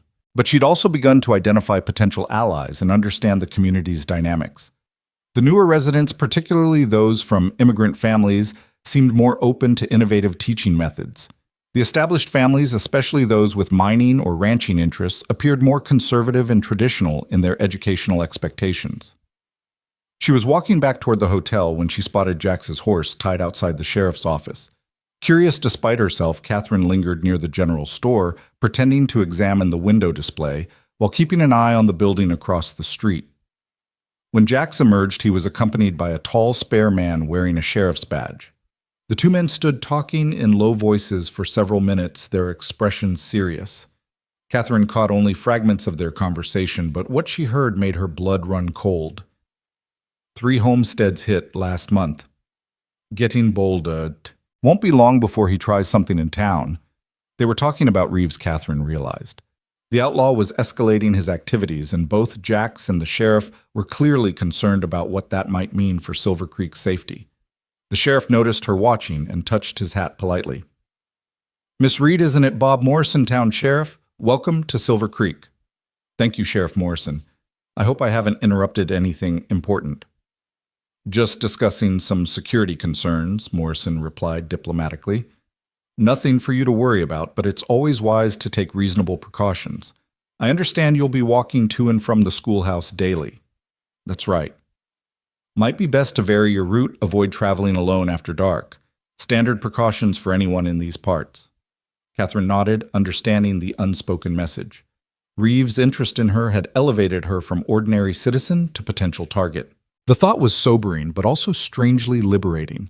If she was going to be in danger anyway, she might as well make it worthwhile by pushing for real change in the school. "I'll be careful, Sheriff. Thank you for the advice." After Morrison headed back inside, Jax approached Catherine with a concerned expression. "You heard some of that conversation," he said, without preamble. "Enough to understand that Mr. Reeves is becoming a more serious problem." "He is. And your arrival seems to have caught his attention in a way that could be dangerous." Jax's voice was grim. "Catherine, I want you to consider postponing your more ambitious plans for the school, at least until we can deal with the Reeves situation." Catherine felt her spine stiffen. "Are you suggesting I compromise my principles because a criminal finds them threatening?" "I'm suggesting you stay alive long enough to implement those principles," Jax replied sharply. "Dead martyrs don't teach children, Catherine. Neither do cowards, she shot back, then immediately regretted the harshness of her words. I'm sorry that was unfair. I know you're trying to protect me, but I won't be intimidated into mediocrity, Jax. If I wanted to play it safe, I would have stayed in Boston. Jax studied her face for a long moment, and Catherine saw frustration, admiration, and something deeper warring in his expression. You're right, he said finally. It was unfair of me to ask you to be less than you are, but promise me you'll be smart about it. Don't take unnecessary risks just to prove a point. I promise to be as careful as circumstances allow, Catherine replied, which they both knew wasn't quite the same thing. The afternoon was spent preparing for the evening's dinner, both physically and mentally. Catherine chose her clothing carefully. Her best dress was elegant but not ostentatious, fashionable but not frivolous. She needed to project competence and respectability, while also suggesting that she brought something special to Silver Creek. The dinner was held at the town hall, a substantial building that doubled as a meeting place and social center. Catherine arrived precisely on time, knowing that being either early or late would be noted and potentially criticized. The hall was decorated with autumn flowers and filled with the appetizing aromas of a proper community feast. Nearly 50 people had gathered: parents, school board members, business owners, and other community leaders. Catherine recognized many faces from her morning visits, but there were others she hadn't met, people whose children she'd be teaching and whose support she'd need to earn. Thomas Morrison stepped forward to make the introductions, his voice carrying clearly through the hall. Ladies and gentlemen, it's my pleasure to present Miss Catherine Reed, our new school teacher. Miss Reed comes to us with impressive credentials and excellent recommendations. I know you're all eager to hear about her plans for our children's education. The applause was polite but measured, and Catherine could feel the weight of dozens of pairs of eyes evaluating every detail of her appearance and demeanor. This was her moment, her chance to win over the community or alienate them permanently. Thank you, Mr. Morrison, and thank you all for this warm welcome. Catherine began, her voice steady, despite her racing heart. I want to start by saying how honored I am to be here and how impressed I've been by Silver Creek's commitment to education. Building a proper school in a frontier community takes vision and sacrifice, and you should all be proud of what you've accomplished. Nods and smiles around the room suggested this opening had struck the right note. Catherine pressed forward. I also want to be honest with you about my teaching philosophy, because I believe parents have a right to know what their children will be learning and why. Education, in my view, is not just about memorizing facts or following rules. It's about developing the ability to think critically, to solve problems, to adapt to change. She paused, scanning the room for reactions. Some faces showed interest, others skepticism, but she had their attention. I plan to teach your children not just to read, but to understand what they read, not just to calculate, but to apply mathematics to real problems they might face, not just to recite history, but to learn from it. Her voice grew stronger as she spoke, passion overriding nervousness. I want to prepare them not just for the jobs that exist today, but for opportunities that don't even exist yet. Henry Walsh stood up from his seat near the front, his expression stern. Miss Reed, that all sounds very grand, but some of us are concerned about filling children's heads with ideas above their station. Most of these youngsters will grow up to be miners, ranchers, shopkeepers. They need practical skills, not fancy theories. Catherine had expected this challenge and was ready for it. Mr. Walsh, I couldn't agree more that children need practical skills. But I'd argue that the ability to think clearly and adapt to new situations is the most practical skill of all. The child who learns only to follow instructions will struggle when circumstances change. The child who learns to analyze problems and develop solutions will thrive no matter what challenges they face. But surely you're not suggesting our children shouldn't be satisfied with honest work. This came from a woman. Catherine didn't recognize her tone, carrying a note of suspicion. I'm suggesting that every child deserves the chance to discover their full potential, Catherine replied firmly. Whether that leads them to mining, ranching, teaching, or building businesses we haven't imagined yet. My job isn't to limit their dreams, it's to give them the tools to achieve whatever they're capable of achieving. Mrs. Chen stood up from the back of the room, her voice clear despite her accent. My Tommy, he wants to be engineer like men who build railroad. Previous teachers say this impossible for Chinese boy. Miss Reed, you think my Tommy can learn engineering? Catherine smiled warmly at the woman. Mrs. Chen, if Tommy has the aptitude and determination for engineering, then yes, I believe he can learn whatever he needs to learn. Intelligence and curiosity don't depend on where your grandparents were born. A murmur ran through the room, some approving, some uncomfortable. Catherine could see she was walking a fine line between inspiring hope and challenging too many assumptions at once. "What about discipline?" called out Mrs. Murphy from the middle of the room. "Children need structure rules. They need to learn respect for authority." "Absolutely," Catherine agreed. "But there's a difference between mindless obedience and genuine respect. I want to earn your children's respect by challenging them, by showing them that learning can be exciting and relevant to their lives. A classroom based on mutual respect and intellectual engagement will have better discipline than one based on fear and boredom." The questions continued for another hour, covering everything from specific curriculum plans to concerns about moral instruction. Catherine answered as honestly as she could, while trying to reassure parents that their values would be respected even as their children's horizons expanded.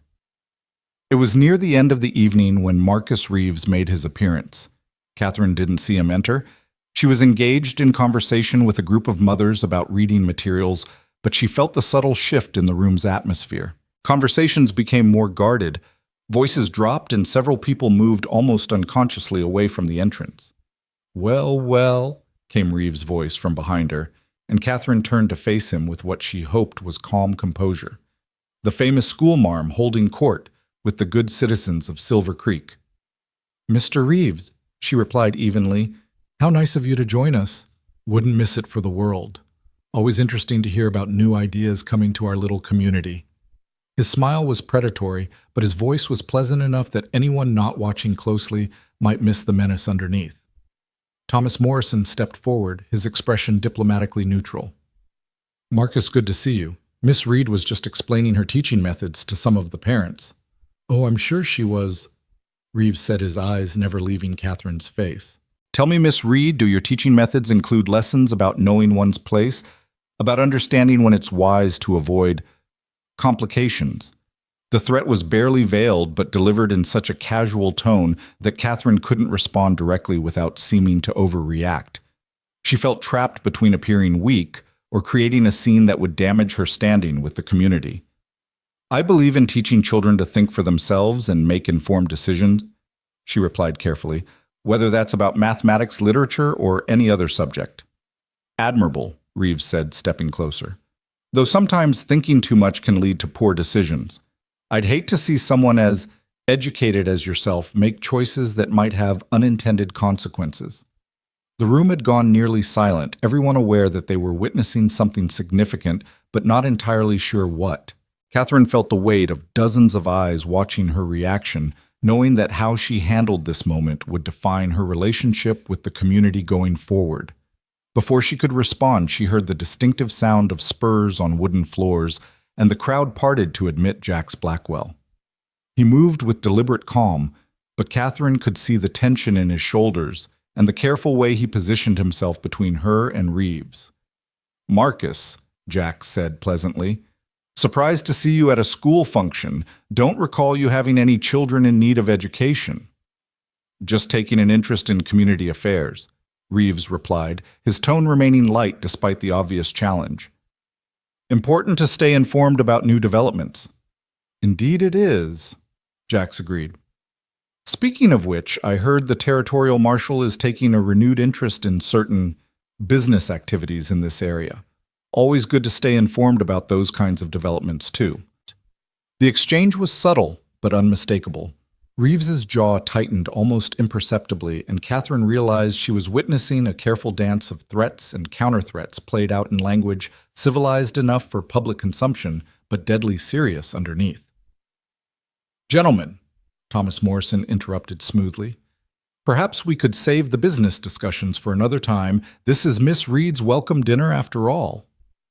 "Of course," Reeves said, touching his hat brim in a mockery of courtesy. "Miss Reed, I look forward to seeing how your educational experiment develops. I'm sure it will be very enlightening for everyone involved." With that, he turned and left as suddenly as he'd arrived, leaving behind a room full of uncomfortable silence and worried glances. Jax remained where he was for a moment, his presence a reassuring anchor in the aftermath of the confrontation. When he finally moved, it was to approach Catherine with concerned eyes. "Are you all right?" he asked quietly. "I'm fine," Catherine replied, though her hands were trembling slightly. "Thank you for whatever that was." "Just neighbors looking out for each other," Jax said with a slight smile. "Though I suspect Mr. Reeves got the message he needed to get." The dinner began to break up after that, with parents and community members approaching Catherine individually to express support or ask final questions. The reactions were mixed. Some people seemed energized by her vision for the school, while others appeared worried about the attention her methods might attract from dangerous elements.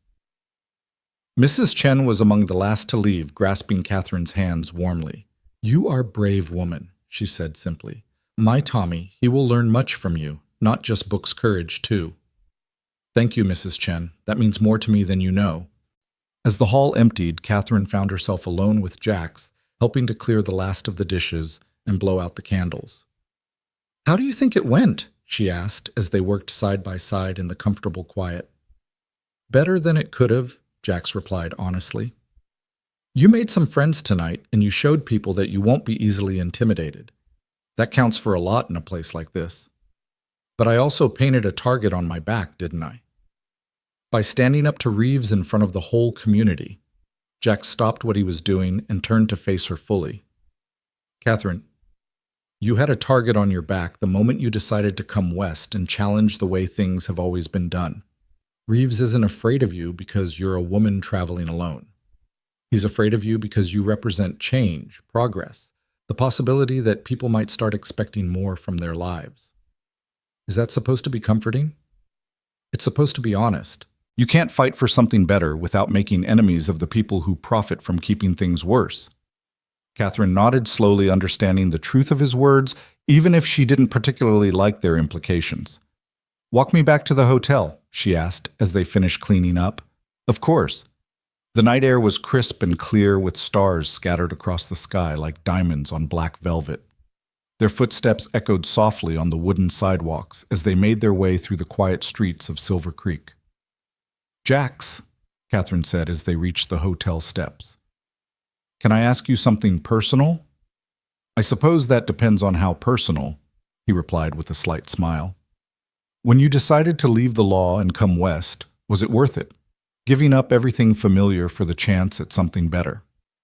Jax was quiet for a long moment, his gaze fixed on the distant mountains barely visible against the star-filled sky. "Ask me again in a year," he said finally. "When we see whether you succeed in building the kind of school you're dreaming of, whether the children of Silver Creek grow up with broader horizons because you had the courage to demand better for them. Ask me then if it was worth giving up safety for the chance to matter." "Why does my success matter so much to you?" Catherine asked softly. "Because watching you fight for your dreams reminds me why I fought for mine," Jax replied, his voice rough with honesty. "Because seeing someone refuse to settle for less than they're capable of makes me believe that maybe the world really can change for the better." Catherine felt her heart racing at the intensity in his voice, at the way he was looking at her, as if she were something precious and powerful and necessary all at once. "Jax," she began, but he stepped back before she could continue. "Good night, Catherine," he said gently. "Classes start Monday. You're going to change these children's lives, and they're going to be better people because of it." As Catherine watched him walk away into the darkness, she felt a complex mixture of anticipation and apprehension about the future. Monday would bring her first day with the children of Silver Creek, her first real test as an educator. But it would also bring continued scrutiny from people like Henry Walsh, continued threats from men like Marcus Reeves, and the ongoing challenge of proving that her radical ideas about education could produce real results. Standing on the hotel steps in the crisp mountain air, Catherine Reed made a promise to herself and to the sleeping town around her. She would give these children everything she had, every skill, every passion, every dream she'd carried west. She would show them that intelligence and curiosity were gifts to be celebrated, not problems to be suppressed. And if that made her a target for those who preferred ignorance and intimidation, so be it. The frontier demanded courage in many forms. Tomorrow, Catherine would discover what kind of courage it took, to transform young minds while dangerous men watched from the shadows waiting for any sign of weakness or failure. But tonight, with Jax's words still echoing in her mind and the vast Montana sky stretched endlessly above her, Catherine felt ready for whatever challenges Monday might bring.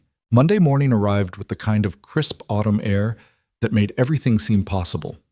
Catherine woke before dawn, her stomach fluttering with a mixture of excitement and nerves that she hadn't felt since her first day student teaching in Boston. But this was different. These children would be entirely her responsibility, their future shaped by the decisions she made in the coming months. She dressed carefully in her most practical teaching dress, a dark blue wool that wouldn't show chalk dust, and pinned her hair back in a style that was both professional and severe enough to command respect. The mirror reflected back a woman who looked older than her 26 years, marked by determination and perhaps just a touch of the steel her father had always said she'd inherited from her grandmother. The walk to the schoolhouse took her past businesses just opening for the day.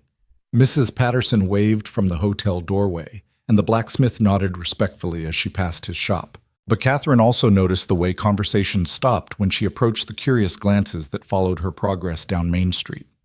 Word of Saturday night's confrontation with Reeves had clearly spread, and she could feel the weight of the community's expectations, both hopeful and skeptical, following her like shadows. The schoolhouse was still and quiet when she arrived. Morning sunlight streaming through the windows to illuminate the carefully arranged desks and the lesson plan she'd written on the blackboard in careful script. Catherine stood at the front of the empty classroom, taking a moment to center herself before the day began. She was arranging books on her desk when she heard the first tentative footsteps on the front porch. A small girl with blonde braids peered around the doorframe, her blue eyes wide with curiosity and shyness. "Good morning," Catherine said warmly, crouching down to the child's eye level. "You must be one of my students. I'm Miss Reed." "I'm Emma," the girl whispered, clutching a worn primer against her chest. "Mama said I should come early to help if you needed anything." "That's very thoughtful of your mother and very brave of you to be first," Catherine replied, making a mental note to thank whatever parent had sent this sweet ambassador. "Would you like to help me arrange the reading corner? I think the books would look better if they were organized by the children who will be using them." Emma's face lit up with the pleasure of being given a real task, and she set to work with the serious concentration that Catherine remembered from her own childhood. They worked together in comfortable quiet until other children began arriving in small groups, some eager and chattering, others hanging back uncertainly. Tommy Chen arrived with his younger sister Lily, both of them impeccably dressed despite the family's modest circumstances. Tommy's dark eyes were bright with intelligence and curiosity, and when he saw the mathematics problems Catherine had written on a corner of the blackboard, he moved closer to study them with obvious interest. "Those are harder than what Mrs. Henderson used to give us," observed a tall boy with sandy hair and the kind of confident bearing that marked him as a natural leader among his peers. "You must be Sean Murphy," Catherine said, recognizing the Irish accent she'd heard from his mother. "And you're absolutely right. They are harder. Do you think that's a problem?" Sean considered this seriously. "Depends on whether you're going to help us figure them out or just expect us to know how already." "Oh, I'm definitely going to help you figure them out," Catherine assured him. "But I'm also going to expect you to think, to ask questions, to make mistakes, and learn from them. Is that something you're willing to try?" "I suppose we'll find out," Sean replied with a grin that suggested he was looking forward to the challenge. By 8:00, 21 children had assembled, ranging in age from 6-year-old Emma to 15-year-old Ben Crawford, whose work-calloused hands and serious demeanor marked him as someone who'd already begun the transition from childhood to adult responsibility. Catherine could see immediately that the age range would present challenges, keeping the younger children engaged, while not boring the older ones would require careful planning and flexibility. "Good morning, class." Catherine began standing at the front of the room with her hands clasped calmly in front of her. "I know some of you are wondering what to expect from me, since I'm sure you've heard that I do things differently than Mrs. Henderson did. So let me start by telling you what I believe about learning." She moved away from behind the desk, walking among the students as she spoke. "I believe that every one of you has a mind capable of understanding complex ideas, solving difficult problems, and creating things that don't exist yet. I believe that asking questions is more important than knowing answers, and that making mistakes is how we learn to do better. A hand shot up from the back row, a girl of perhaps 12 with serious dark eyes and the kind of intense focus that suggested deep thinking. Yes, Catherine encouraged. I'm Ruth Johansson, the girl said. My father says too much thinking makes girls unsuitable for marriage and motherhood. What do you say to that? The question hung in the air like a challenge, and Catherine could feel the attention of every child in the room focusing on her response. This was clearly a test not just of her teaching philosophy, but of her courage to defend it when challenged. I say your father loves you and wants to protect you from disappointment, Catherine replied carefully. But I also think he's wrong about what makes a woman suitable for anything. The most successful wives and mothers I know are those who can think clearly, solve problems, and adapt when circumstances change. Intelligence isn't something that makes you less capable of love. It makes you more capable of everything. Ruth's smile was small but brilliant, and Catherine could see several other girls sitting up straighter in their seats. The boys, meanwhile, were watching this exchange with fascination, as if they'd never considered that girls might have opinions worth defending. Now then, Catherine continued, moving back toward the blackboard. Let's start with something that will challenge all of you. I want each of you to write down one question about anything at all that you've always wondered about but never had the chance to ask. Anything, asked a freckled boy whose skeptical expression suggested he was testing the boundaries. Anything appropriate for a classroom discussion, Catherine clarified with a smile. But yes, I want to know what you're genuinely curious about. Science history, mathematics literature, how things work, why people behave the way they do, whatever interests you most. For the next few minutes, the only sound was the scratching of pencils on paper as the children worked. Catherine walked among them, noting the serious concentration on their faces and the way they seemed to be really thinking about their responses rather than just writing down the first thing that came to mind. When they finished, Catherine collected the papers and began reading them aloud, treating each question with genuine respect and interest. Why do some people have different colored skin? From Emma the youngest. If the earth is round, why don't people on the bottom fall off? From Tommy Chen. Why don't women get to vote if they have to follow the same laws as men? From Ruth Johansson. How do you know if what you believe is actually true? From Ben Crawford the oldest. Each question sparked a brief discussion with Catherine, encouraging the children to share their thoughts and theories before offering her own explanations. She watched their faces light up as they realized that their curiosity was valued, that their ideas mattered, that learning could be a conversation rather than a lecture. The morning flew by as they worked through mathematics problems that required reasoning rather than rote memorization, read passages from literature that raised moral questions worth debating, and began a geography lesson that connected their isolated mountain community to the wider world beyond. It was during the midday break that Catherine noticed Ben Crawford lingering behind, while the other children ran outside to play. Something on your mind, Ben? She asked, as she organized papers on her desk. Yes, ma'am. I was wondering. He paused, seeming to struggle with how to phrase his question. My pa says I should quit school after this year, start working in the mine full-time. Says there's no point in learning things that won't help me dig silver out of the ground. Catherine looked at the serious young man before her, seeing intelligence and ambition warring with family loyalty and practical necessity. This was exactly the kind of situation her teaching philosophy was designed to address, helping students see possibilities beyond the limitations others imposed on them. What do you think about your father's plan? She asked carefully. I think mining's honest work and I'm not ashamed of it, Ben replied. But I also think there might be other ways to make a living. Other things I could learn to do. Problem is, I don't know what those things might be or how to find out about them. Ben, can you stay after school today? I'd like to show you some books that might interest you, and maybe we can talk about different paths your life might take. Hope flickered in the boy's eyes, quickly suppressed by what looked like years of being told not to reach beyond his station. My pa wouldn't like it if he thought you were filling my head with ideas above my place. Your father wants what's best for you, Catherine said gently. Maybe we can find a way to show him that education isn't about rejecting where you come from, it's about having more choices about where you go. The afternoon session focused on writing with Catherine, asking each student to describe something they'd observed on their way to school that morning. She was amazed by the quality of their observations, the way Emma noticed how morning frost made spiderwebs look like jewelry, how Tommy described the mathematical precision of a flock of geese flying south, how Ruth captured the social dynamics she'd witnessed at the general store. "You're all natural writers," Catherine told them as they shared their work.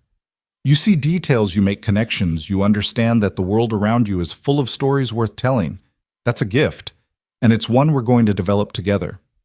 As the school day ended and children began gathering their belongings, Catherine felt a deep satisfaction she'd never experienced in her practice teaching. These students were engaged, curious, eager to learn everything she'd hoped for and more. Their enthusiasm convinced her that her methods could work, that she could make a real difference in their lives. She was erasing the blackboard when Tommy Chen approached her desk, his expression thoughtful. "Miss Reed, may I ask you something?" "Of course, Tommy." "Yesterday my father heard some men talking at the store. They said you might bring trouble to Silver Creek, that some people don't like the way you teach. Is that true?" Catherine set down her eraser and gave Tommy her full attention. "There are people who believe children should only learn what their parents learned, who think questioning and curiosity are dangerous. But Tommy, let me ask you something. Did you enjoy today? Did you learn things that interested you?" "Yes, ma'am, more than any school day I can remember." "Then those people are wrong. Learning should be exciting, challenging, rewarding. If that brings trouble, then I suppose we'll deal with trouble." Tommy nodded seriously. "My mother says brave people always face trouble, but that's what makes them brave." "Your mother is a very wise woman." After Tommy left, Catherine stayed to prepare lessons for the next day, but her concentration was broken by the sound of raised voices from the street. She moved to the window and saw a small crowd gathered outside Morrison's store, their postures suggesting heated discussion rather than casual conversation. Curious despite herself, Catherine locked the schoolhouse and walked toward the disturbance. As she drew closer, she could make out individual voices and realized the discussion centered on her teaching methods. "I'm telling you, Thomas, my boy, came home asking questions I couldn't answer," Henry Walsh was saying, his tone agitated. "Questions about why things are the way they are, whether they have to stay that way. That's not education, that's agitation. Maybe if you can't answer your boy's questions, you should learn the answers instead of blaming the teacher," came Sarah Chen's accented but firm voice. "My Tommy, he excited about school for first time ever. That is good thing." "It's a dangerous thing," Walsh shot back. "Children need to learn their place, not question everything they're told." "Whose place?" demanded Ruth Johansson's mother, her Swedish accent giving extra force to her words. "The place you assign them, or the place they earn for themselves?" Catherine hesitated at the edge of the crowd, unsure whether to join the discussion or slip away unnoticed. The decision was made for her when Mrs. Murphy spotted her and called out, "Miss Reed, perfect timing. We were just discussing your teaching methods." All eyes turned to Catherine, and she could see the community dividing before her eyes, those who supported her innovative approach and those who viewed it as a threat to established order. Taking a deep breath, she stepped forward to face whatever criticism was coming. "I hope the discussion has been productive," she said diplomatically. "I'm always interested in feedback from parents about their children's education." "Productive," Walsh scoffed. "Your first day and already you've got children questioning authority, challenging tradition. What exactly are you trying to accomplish?" "I'm trying to teach them to think," Catherine replied calmly.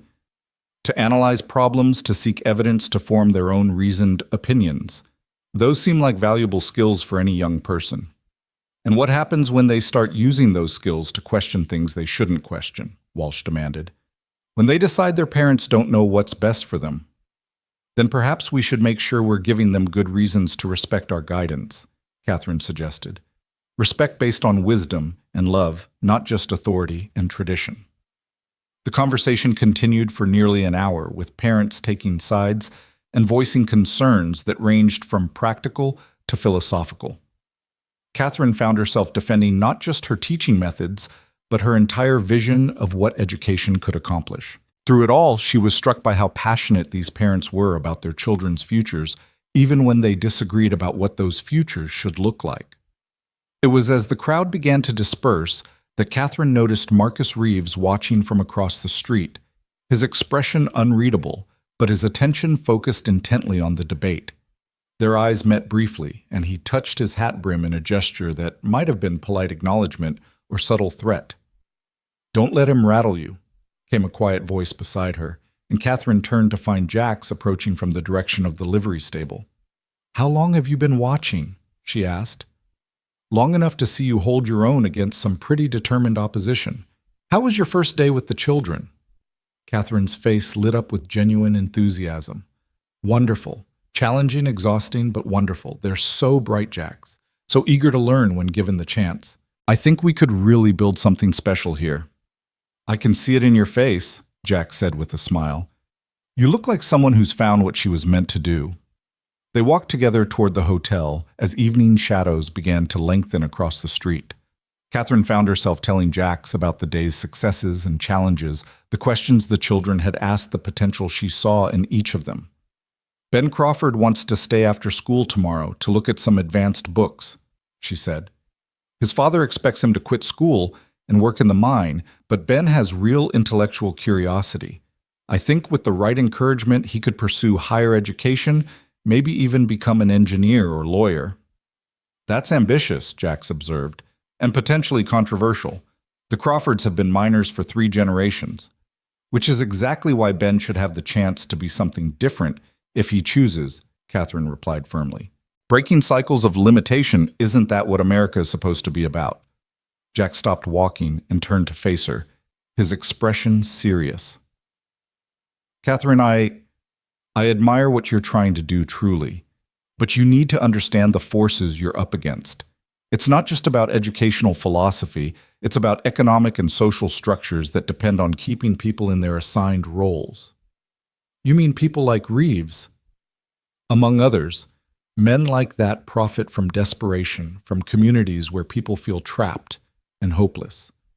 Start giving children dreams and tools to achieve them, and suddenly, those men lose their power."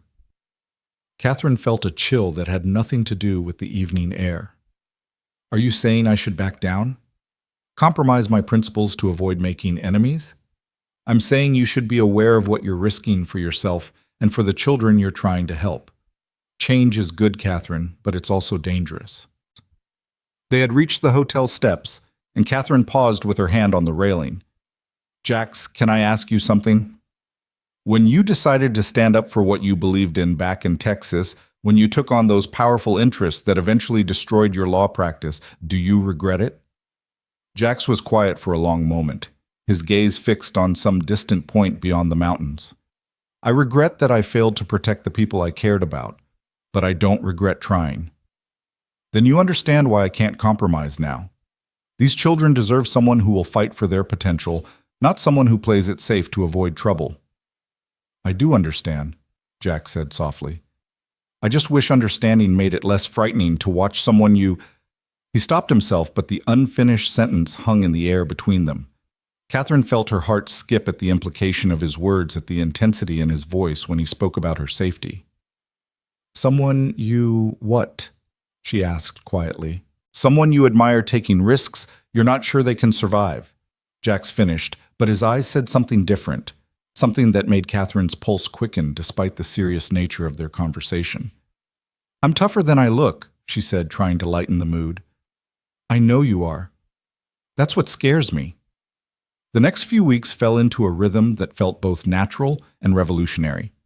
Catherine's classes became the talk of Silver Creek, with parents stopping by at all hours to observe her methods or voice their concerns.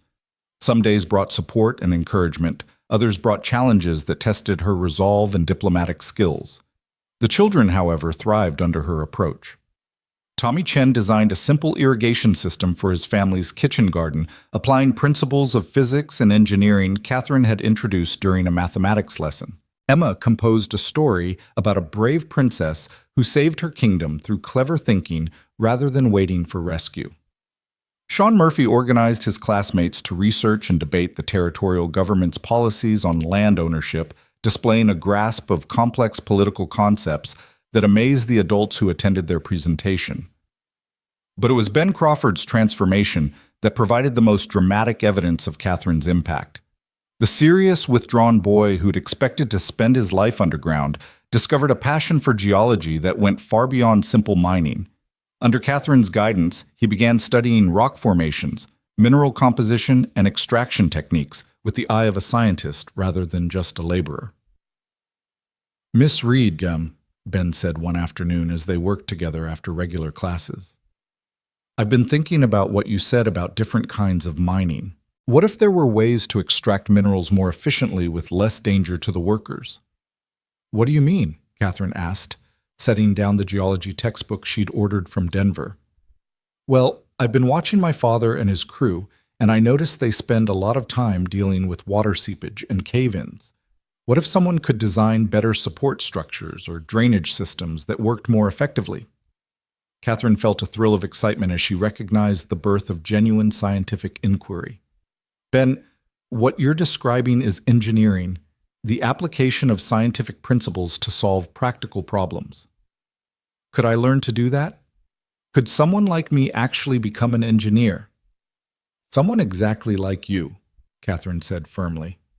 "Someone who understands the problems because he's lived with them, but who also has the intellectual tools to develop solutions." The conversation was interrupted by voices outside the schoolhouse, not the cheerful chatter of children, but the harsh tones of angry adults. Catherine moved to the window and saw a group of men approaching their postures, suggesting trouble. "Ben, gather your books," she said quietly. "It might be best if you left through the back door." "I'm not leaving you to face trouble alone," Ben replied, his young face set with determination. "This isn't your fight." "Yes, it is," Ben interrupted. "You're fighting for my future Miss Reed. That makes it my fight, too." The front door opened without ceremony, and Henry Walsh strode in, followed by 3 other men Catherine recognized as parents of her students. Their expressions ranged from uncomfortable to openly hostile.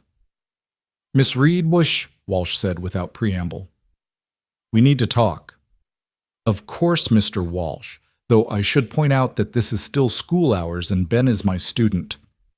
"Yes, we're aware of your special attention to young Crawford," said Carl Stevens, whose daughter Mary was one of Catherine's brightest pupils. "That's part of what we came to discuss." Catherine moved protectively closer to Ben, who stood straighter, despite the obvious tension. "I'm not sure I understand your concern." "The concern," Walsh said, his voice rising, "is that you're filling these children's heads with impossible dreams, making them dissatisfied with honest work, with the lives their families have built here." "I'm helping them discover their potential," Catherine replied evenly. "Surely that's what any parent would want for their child." "Not when that potential leads them away from family, community, everything they've been raised to value," Stevens shot back. "My Mary came home yesterday talking about studying medicine. Medicine, Miss Reed. As if a girl from Silver Creek could ever become a doctor." "Why couldn't she?"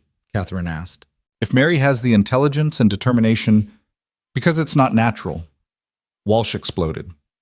"Because children should be grateful for what their parents achieved, not constantly reaching for things that are beyond them." Ben stepped forward, his voice steady despite his youth. "Mr. Walsh, with respect, why should I be grateful for a life that keeps me underground in dangerous conditions when I might be able to find safer, better ways to do the same work?" "Because that's your place, boy, your father's place, your grandfather's place." "My place is what I make it," Ben interrupted, and Catherine felt a surge of pride at his courage. "Miss Reed isn't filling my head with impossible dreams. She's showing me that dreams don't have to be impossible." The argument that followed was heated and personal, with the men voicing fears about social disruption, economic instability, and the breakdown of traditional family structures. Catherine found herself defending not just her teaching methods, but her entire vision of human potential and social progress. It was during this confrontation that Marcus Reeves chose to make another appearance. He didn't enter the schoolhouse directly, but his presence outside the windows was unmistakable, a silent reminder of the more dangerous opposition Catherine faced. "Gentlemen," came Sheriff Morrison's voice from the doorway, "I think this discussion has gone on long enough for today." The interruption diffused some of the immediate tension, but Catherine could see that fundamental differences hadn't been resolved. As the men filed out, still muttering among themselves, She realized that her experiment in progressive education had reached a critical juncture. "You're making enemies," Ben observed quietly once they were alone. "Yes," Catherine agreed, "but I'm also making a difference. The question is whether I can do enough good before the enemies organize to stop me."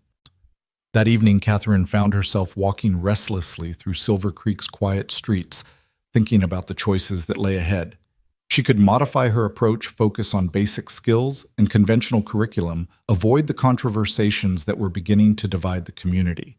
It would be safer, more sustainable, and infinitely more disappointing. Or she could continue pushing boundaries, challenging assumptions, fighting for every child's right to discover their full potential.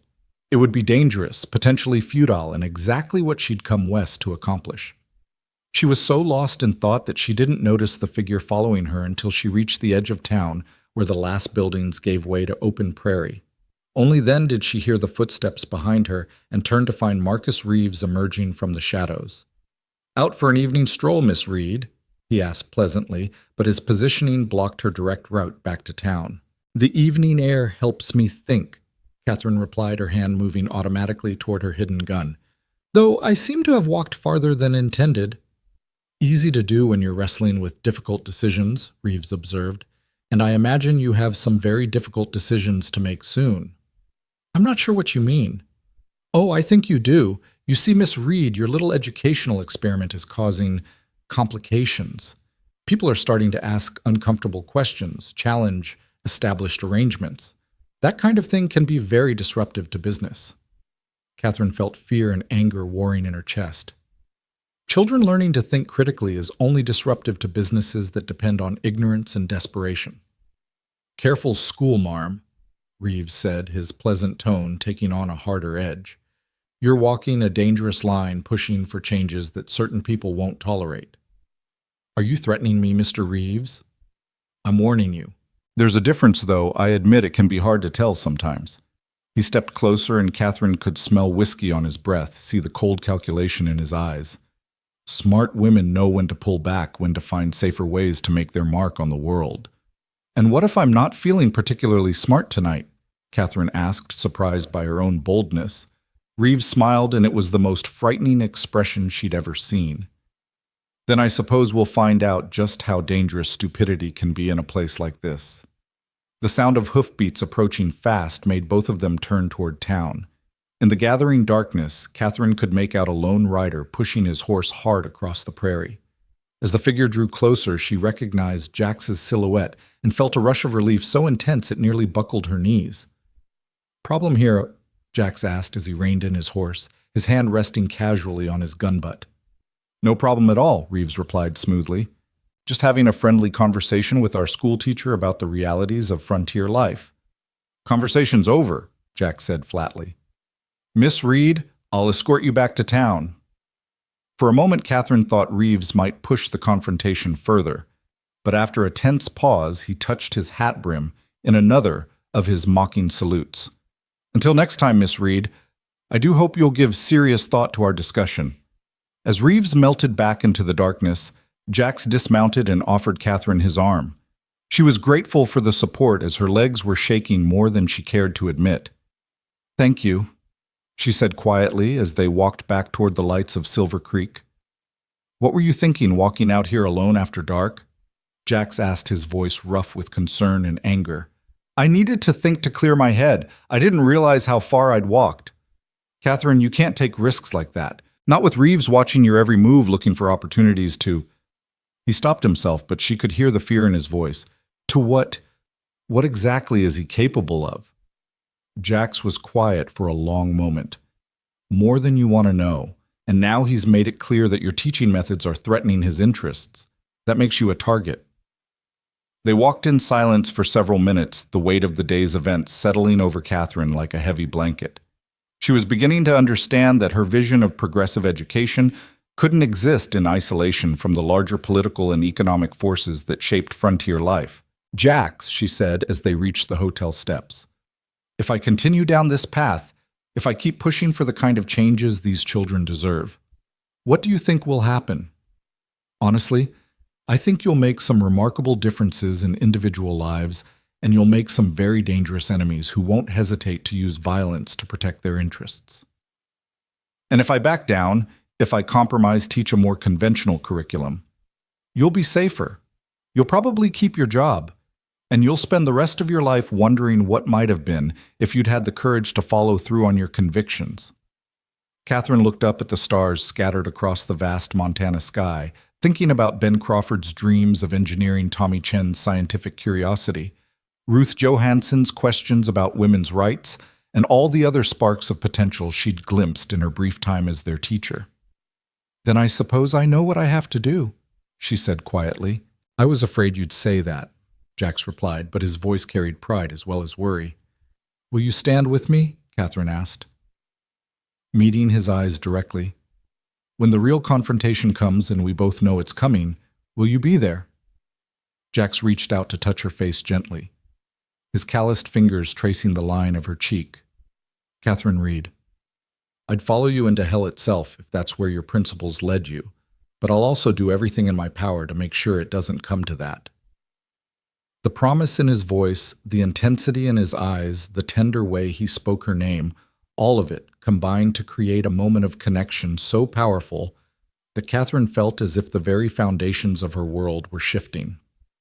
Here in the darkness outside a frontier hotel facing an uncertain and dangerous future, she realized that she'd found something she'd never dared hope for a man who loved her, not despite her strength and convictions, but because of them. Tomorrow would bring new challenges, new confrontations, new tests of her resolve. But tonight, standing under the Montana stars with Jax's promise echoing in her mind, Catherine Reed felt ready for whatever storm was coming. The battle for Silver Creek's future was just beginning. The storm Catherine had sensed coming arrived 3 weeks later, not with thunder and lightning, but with the quiet efficiency of bureaucratic action. She was teaching her morning mathematics lesson when Thomas Morrison appeared in the schoolhouse doorway, his face grave and his posture suggesting the weight of unwelcome news. "Miss Reed," he said formally, "I need to speak with you privately when you have a moment." Catherine felt her stomach drop, but she kept her voice steady. "Children, please work on the problems we discussed while I step outside with Mr. Morrison." Once they were alone on the schoolhouse porch, Morrison removed his hat and ran his fingers through his graying hair. "Catherine, I'm going to be direct because you deserve that much. The school board met in emergency session last night, and by a vote of 4-3, they've decided to terminate your contract." The words hit Catherine like a physical blow, even though she'd been expecting something like this for days. On what grounds? Officially teaching methods that deviate too far from accepted curriculum standards. Unofficially. Morrison's expression was pained. "Henry Walsh and his allies have convinced the board that your approach is too disruptive, too controversial for a community like Silver Creek." "And what did you argue in my defense?" "That you're the best teacher these children have ever had, the test scores and classroom engagement are higher than they've been in years, that you're preparing them for a future that demands critical thinking skills." Morrison's voice grew bitter. "But apparently that's exactly the problem." Catherine felt a familiar fire building in her chest, the same righteous anger that had driven her west in the first place. "When do they want me gone?" "End of the week. They're bringing in a replacement from Denver, a man with more traditional qualifications and methods." "A man," Catherine repeated flatly. "Yes, someone who won't ask uncomfortable questions or encourage children to think beyond their assigned roles in life." Catherine looked through the schoolhouse window at her students bent over their mathematics problems with the intense concentration she'd worked so hard to cultivate. Ben Crawford was helping Emma with a difficult calculation, his patience and kindness evident in every gesture. Tommy Chen had filled his slate with diagrams and equations that went far beyond what she'd assigned. Ruth Johansson was reading from one of the advanced texts Catherine had ordered from back east, her face lit with the joy of discovery. "I won't abandon them," Catherine said quietly. "Not without a fight." "Catherine, I admire your determination, but the decision has been made. Opposing it will only make things harder for everyone involved." "Harder for whom?" "For the children who finally have a chance to discover their potential. For the families who've seen their sons and daughters come alive with curiosity and ambition." Morrison's shoulders sagged. For you.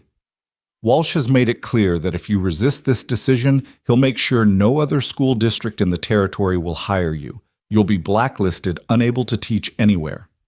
The threat was real and serious. Catherine had no family wealth to fall back on, no connections beyond the frontier to secure alternative employment. Teaching was not just her profession, but her calling, her identity. Losing it would mean losing everything she'd worked toward her entire adult life. But as she watched Tommy Chen explain a mathematical concept to one of the younger children, his face bright with the passion for learning she'd helped kindle, Catherine knew she couldn't simply walk away. "Then I suppose I'll have to make sure they don't succeed in silencing me," she said with quiet determination. Morrison studied her face for a long moment, then nodded slowly. "I thought you might say that. For what it's worth, you have my support, and the support of several other board members and parents. The question is whether it will be enough." "It will have to be. These children deserve someone who believes in their potential, not someone who's content to keep them locked in cages of low expectations." After Morrison left, Catherine returned to her classroom with a heavy heart, but renewed purpose. She gathered her students around her and looked into their eager faces, seeing not just children, but the future of Silver Creek, the next generation of leaders, innovators, and change makers. "Class," she began, her voice steady despite the turmoil in her chest. "I want to talk to you about something important. Sometimes in life we face challenges that test everything we believe in. Sometimes people try to stop us from pursuing our dreams or reaching our full potential." Ben Crawford raised his hand. "Is this about the school board meeting last night, Miss Reed? My father heard about it at the mine." Catherine wasn't surprised that word had already spread through the tight-knit community. "Yes, Ben, it is. The school board has decided that my teaching methods are too different, too challenging for Silver Creek. They want to replace me with someone more conventional." A murmur of distress rippled through the classroom. Emma's eyes filled with tears, while Tommy Chen's face set with an expression of determination that reminded Catherine powerfully of his mother. "But Miss Reed," Ruth Johansson said, her voice shaking with emotion, "you can't leave us. You're the first teacher who's ever made me believe I could be anything I wanted to be." "And I still believe that, Ruth. But believing in yourselves can't depend on having me here. The curiosity I've tried to nurture, the confidence I've tried to build, the dreams I've helped you discover, those belong to you now. No one can take them away unless you let them." Sean Murphy stood up from his desk, his young face set with adult seriousness. "What if we don't let them take you away? What if we fight for you the way you fought for us?" Catherine felt her heart swell with pride and love for these remarkable young people. "Sean, that's very brave of you to suggest, but this is an adult problem that requires adult solutions." "We're not children anymore," Ben said firmly, "not after everything you've taught us about thinking for ourselves and standing up for what's right. If you won't fight for yourself, then we'll fight for you."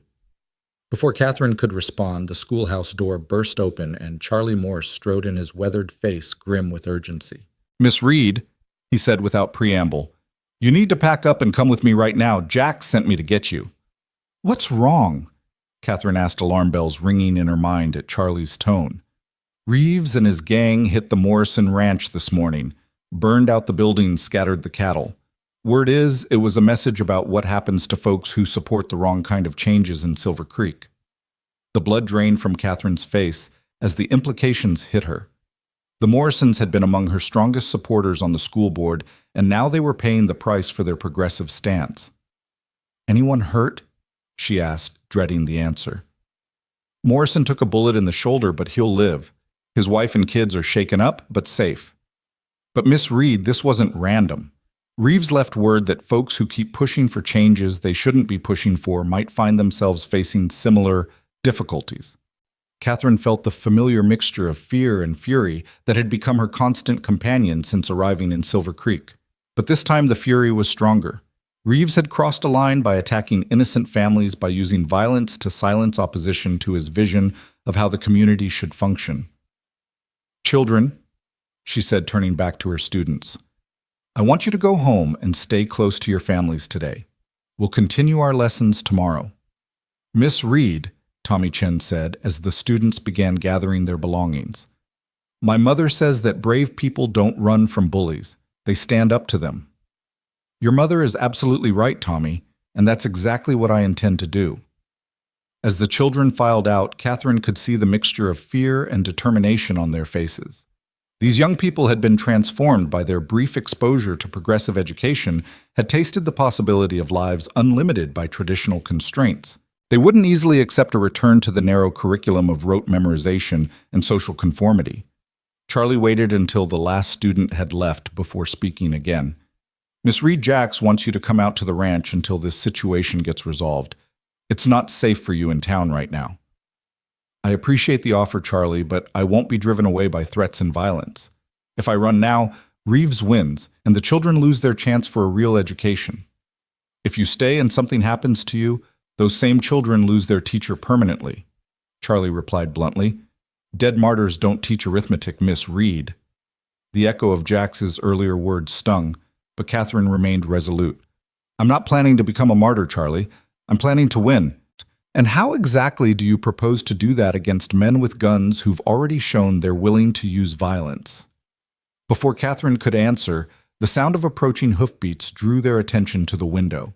A group of riders was coming down Main Street at a steady pace, their postures and positioning suggesting purpose rather than casual travel. As they drew closer, Catherine recognized Marcus Reeves at their head, his cold smile visible even at a distance. "Get away from the window," Charlie ordered, his hand moving instinctively toward his gun. "And get down behind the desk." Catherine obeyed, but her mind was racing. Reeves was making a public show of force, demonstrating that he could ride openly through Silver Creek without fear of consequences. It was psychological warfare, designed to cow potential opposition and show the community who really held power. The riders stopped directly in front of the schoolhouse, and Catherine could hear Reeves' voice carrying clearly through the thin walls. "Afternoon, folks," he called to the small crowd that had gathered to watch the procession. "Just wanted to let everyone know that the unfortunate incident at the Morrison place this morning was completely avoidable.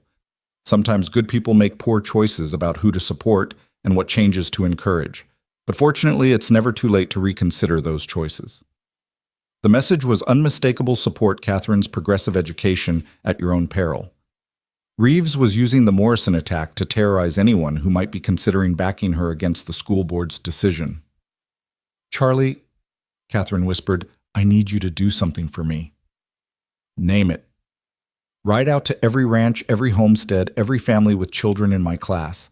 Tell them there's going to be a town meeting tonight at the schoolhouse. Tell them it's time to decide what kind of community Silver Creek is going to be." Charlie stared at her as if she'd lost her mind. "Miss Reed, that's exactly what Reeves doesn't want to happen. You'll be painting a target on everyone who shows up." "The target is already painted, Charlie. Reeves made that clear when he attacked the Morrisons. The only question now is whether we're going to let fear and intimidation determine our children's futures." "Jax is not going to like this plan." "Then it's fortunate that Jax doesn't get to make decisions for me," Catherine replied with a steel in her voice that surprised even her. "I came west to build something better, Charlie. If I back down now, if I let violent men dictate what children can learn and dream about, then everything I've worked for becomes meaningless." Charlie was quiet for a long moment, studying her face with the careful attention of a man who'd learned to read character under pressure. "You know there's a good chance this ends badly for everyone involved. There's a certainty it ends badly if we do nothing. At least this way we go down fighting for something worthwhile." After a moment, Charlie nodded slowly. "All right, Miss Reed, I'll carry your message, but I want you to promise me something in return." "What?" "That you'll let Jax and the other men handle the security arrangements for tonight. You may be brave enough to face down Reeves and his gang, but you're not bulletproof." "Agreed," Catherine said, recognizing the wisdom of accepting help where it could make a difference. As Charlie prepared to leave, the sound of Reeves's voice carried through the schoolhouse walls one more time. "Oh, and folks, the school board has made some important decisions about education in Silver Creek. I'm sure you'll all be very pleased with the improvements they've planned." The threat was clear. Reeves and the conservative faction were claiming victory, expecting their intimidation tactics to silence any remaining opposition. But as Catherine listened to the hoofbeats receding down Main Street, she felt a cold fury settling in her chest that had nothing to do with fear and everything to do with righteous anger. These men thought they could use violence and threats to control what children learned, to limit their dreams and aspirations to what suited adult prejudices and economic interests. They thought fear would triumph over hope, that intimidation would prove stronger than love for the next generation. They were about to discover how wrong they were. The afternoon passed in a blur of preparation and anxiety. Word of the evening meeting spread through Silver Creek like wildfire, carried by Charlie and other riders who fanned out across the territory to reach every family with children in the school. The response was mixed. Some parents expressed eager support. Others voiced concerns about the risks of opposing Reeves. Still others seemed paralyzed by fear of the consequences. As evening approached, Catherine made her way to the schoolhouse through streets that felt charged with tension. Groups of men gathered outside the saloons, their conversations hushed and their expressions serious. Women hurried their children indoors earlier than usual, and the normal sounds of a frontier town settling into evening quiet seemed muted and strained. She was surprised to find Jax already waiting at the schoolhouse, along with Sheriff Morrison and several other men she recognized as community leaders and parents. Their faces were grim but determined, and she could see gun belts beneath their coats that hadn't been there during previous gatherings. "Catherine," Jack said as she approached, "are you sure about this?" "It's not too late to call it off. Handle this through official channels." "What official channels?" Catherine asked. "The school board that's already voted to fire me. The territorial government that's 300 miles away and has no interest in local education disputes, or maybe the federal authorities who wouldn't consider this important enough to investigate." "She's right," Sheriff Morrison said quietly. "Sometimes a community has to decide its own fate, for better or worse." As 7 o'clock arrived, people began gathering in and around the schoolhouse. Catherine was amazed by the turnout. Nearly every family with school-aged children was represented, along with many others who saw the education issue as part of a larger struggle for the community's future. The crowd included recent immigrants and longtime residents, miners and merchants, those who'd supported her from the beginning, and others who'd been skeptical but were now concerned about the precedent being set. Thomas Morrison, his arm still in a sling from the morning's attack, called the meeting to order with a voice that carried clearly through the packed room. "Friends," he began, "we're here tonight because we need to decide what kind of town Silver Creek is going to be. Are we going to be a community that values education, that gives our children every opportunity to reach their potential? Or are we going to let fear and intimidation dictate what they're allowed to learn and dream about?" A murmur of agreement ran through much of the crowd, but Catherine could also see pockets of uncertainty and opposition. Henry Walsh stood near the back with several other conservative parents, their expressions suggesting they viewed this gathering as proof of the dangerous radicalism they'd been warning against. "Before we proceed," Morrison continued, "I think we need to hear from Miss Reed herself about her vision for education in Silver Creek." Catherine stood and moved to the front of the room, feeling the weight of dozens of pairs of eyes focused on her. This was her moment, her chance to articulate why progressive education was worth fighting for, why the stakes in this conflict extended far beyond one teacher's job. "Ladies and gentlemen," she began, her voice steady despite the magnitude of what she was attempting. 3 months ago, I came to Silver Creek with a simple belief that every child, regardless of their family's background or economic status, deserves the chance to discover and develop their full potential. I believed then, and I believe now, that education should prepare children not just for the world that exists, but for the world they might help create. She paused, scanning the faces before her and seeing curiosity, hope, fear, and determination reflected back at her. "In the time I've been your children's teacher, I've watched remarkable transformations take place. Ben Crawford, who expected to spend his life in dangerous mine shafts, has discovered a passion for engineering that could help make mining safer and more efficient. Tommy Chen has applied scientific principles to solve practical problems around his family's farm. Ruth Johansson has begun to envision a future where women can contribute their talents to medicine, law, and other professions traditionally closed to them. Those are exactly the kind of unrealistic expectations we're talking about," Henry Walsh interrupted from the back of the room. "You're setting these children up for disappointment and dissatisfaction with honest work." "Mr. Walsh," Catherine replied calmly, "what's unrealistic about believing that intelligence and hard work can overcome the limitations others try to impose. What's unrealistic about preparing children to adapt and innovate in a world that's changing rapidly around us? It's unrealistic to think that a Chinese boy can become an engineer or that a miner's son should waste time on fancy theories when he could be learning practical skills, Walsh shot back. And it's dangerous to fill girls' heads with ideas about careers that will only lead them away from their natural roles as wives and mothers. Catherine felt her temper flare at the casual bigotry and narrow thinking, but she forced herself to respond with reason rather than emotion. Mr. Walsh, 30 years ago, people said it was unrealistic to think that Irish immigrants could become anything more than laborers. 50 years ago, they said the same about German settlers. Every generation there are those who insist that certain groups of people should know their place and stay in it. And every generation brave individuals prove those limitations wrong. Sarah Chen stood up from the middle of the room, her accented but clear voice carrying powerfully through the crowd. My husband and I, we come to America because here we believe children can become more than parents. My Tommy, he is American child with American possibilities. Miss Reed, she shows him these possibilities. Why should we settle for less because some people are afraid of change? A ripple of support ran through portions of the crowd, but Catherine could also see the hardening of opposition among the more conservative elements. This was becoming exactly the kind of polarizing confrontation she'd hoped to avoid, but perhaps it was necessary to force the community to confront its fundamental values.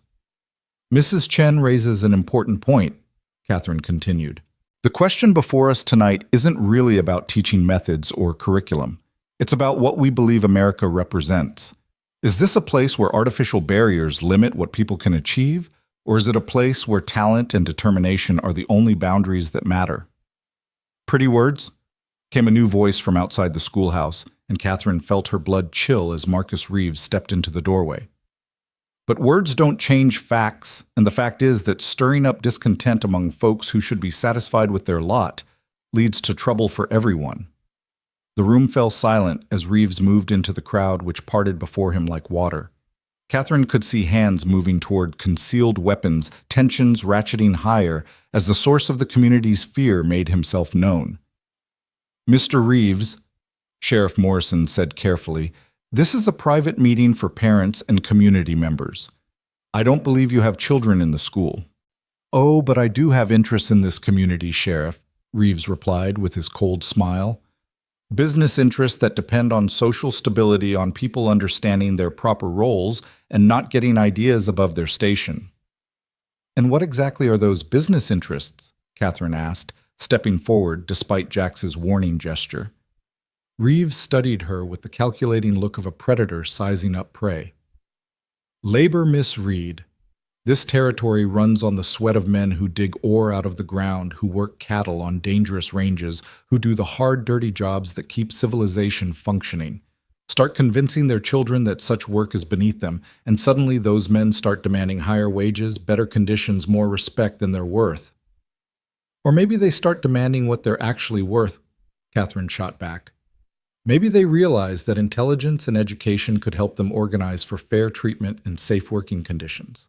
And there's the real agenda, Reeves said with satisfaction, turning to address the crowd. This isn't about education, folks. It's about political agitation, about stirring up worker discontent and social unrest. Miss Reed isn't trying to help your children, she's trying to use them to advance her own radical political views. The accusation hung in the air like a poison cloud, and Catherine could see its effect on the gathered parents. Fear of radicalism, of outside agitators disrupting their communities, was a powerful force on the frontier where stability was always precarious. That's not true, Catherine said firmly. I have no political agenda beyond believing that children should be educated to think critically and pursue their dreams. If that's radical, then I suppose I am a radical. You see, Reeves said triumphantly, she admits it herself. This woman is here to disrupt everything you've built to turn your children against you and everything you represent. It was Ben Crawford who broke the tense silence that followed, rising from his seat with the quiet dignity that had impressed Catherine from their first meeting. Mr. Reeves, the young man said, his voice carrying clearly through the packed room. Miss Reed hasn't turned me against my father or my family. She's shown me ways to honor them better by using my mind to find safer, more efficient ways to do the work they've done by building on what they've achieved instead of just repeating it. Boy, you don't know what you're talking about, Reeves said dismissively. I know that Miss Reed has taught me to recognize when someone is trying to manipulate me through fear and false choices, Ben replied steadily. I know that she's shown me the difference between thinking for myself and being told what to think. And I know that a man who profits from other people's ignorance and desperation is exactly the kind of man my education should protect me from. The words hit Reeves like a physical blow, and Catherine saw his hand drift toward his gun. But before the situation could escalate further, Jack stepped forward, positioning himself between the outlaw and the young man who'd just challenged him. I think you've said your piece, Reeves, Jack said quietly. Time for you to move along. I don't think so, Blackwell, Reeves replied, his pleasant facade finally dropping completely. I think it's time this community understood exactly what's at stake here, and what happens to people who choose the wrong side.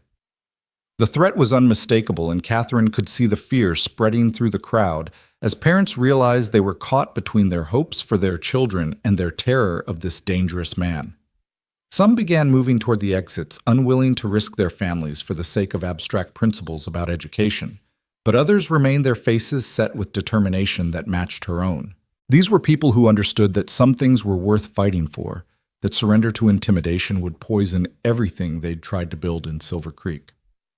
Miss Reed, came Tommy Chen's clear voice from near the front of the room. My family, we will stand with you. Education worth fighting for. As will mine, added Mrs. Johansson, her Swedish accent giving weight to her words. My Ruth, she deserves chance to become doctor, if that is her dream. One by one, parents and community members spoke up declaring their support for Catherine and her vision of progressive education. Not all of them, perhaps not even most, but enough to show that the community was divided and that surrender was not inevitable. Reeves watched this display of defiance with growing anger, his facade of civilized discourse completely abandoned. You people don't understand what you're choosing, he snarled. You think your noble principles will protect you when real trouble comes calling. But principles don't stop bullets, and high-minded ideals don't prevent buildings from burning. Maybe not, Sheriff Morrison said, stepping forward with his badge clearly visible and his hand resting on his gun. But the law does protect citizens from men who threaten violence against their neighbors. And right now, Mr. Reeves, you're very close to crossing a line that will put you on the wrong side of that law. For a tense moment, Catherine thought the confrontation might explode into open violence. But after a pause that seemed to stretch forever, Reeves stepped back with a smile that promised future reckoning. This isn't over, he said, his gaze sweeping across the crowd before settling on Catherine with unmistakable menace. Not by a long shot. As Reeves left, the tension in the room remained high, but Catherine could also sense a shift in the community's mood.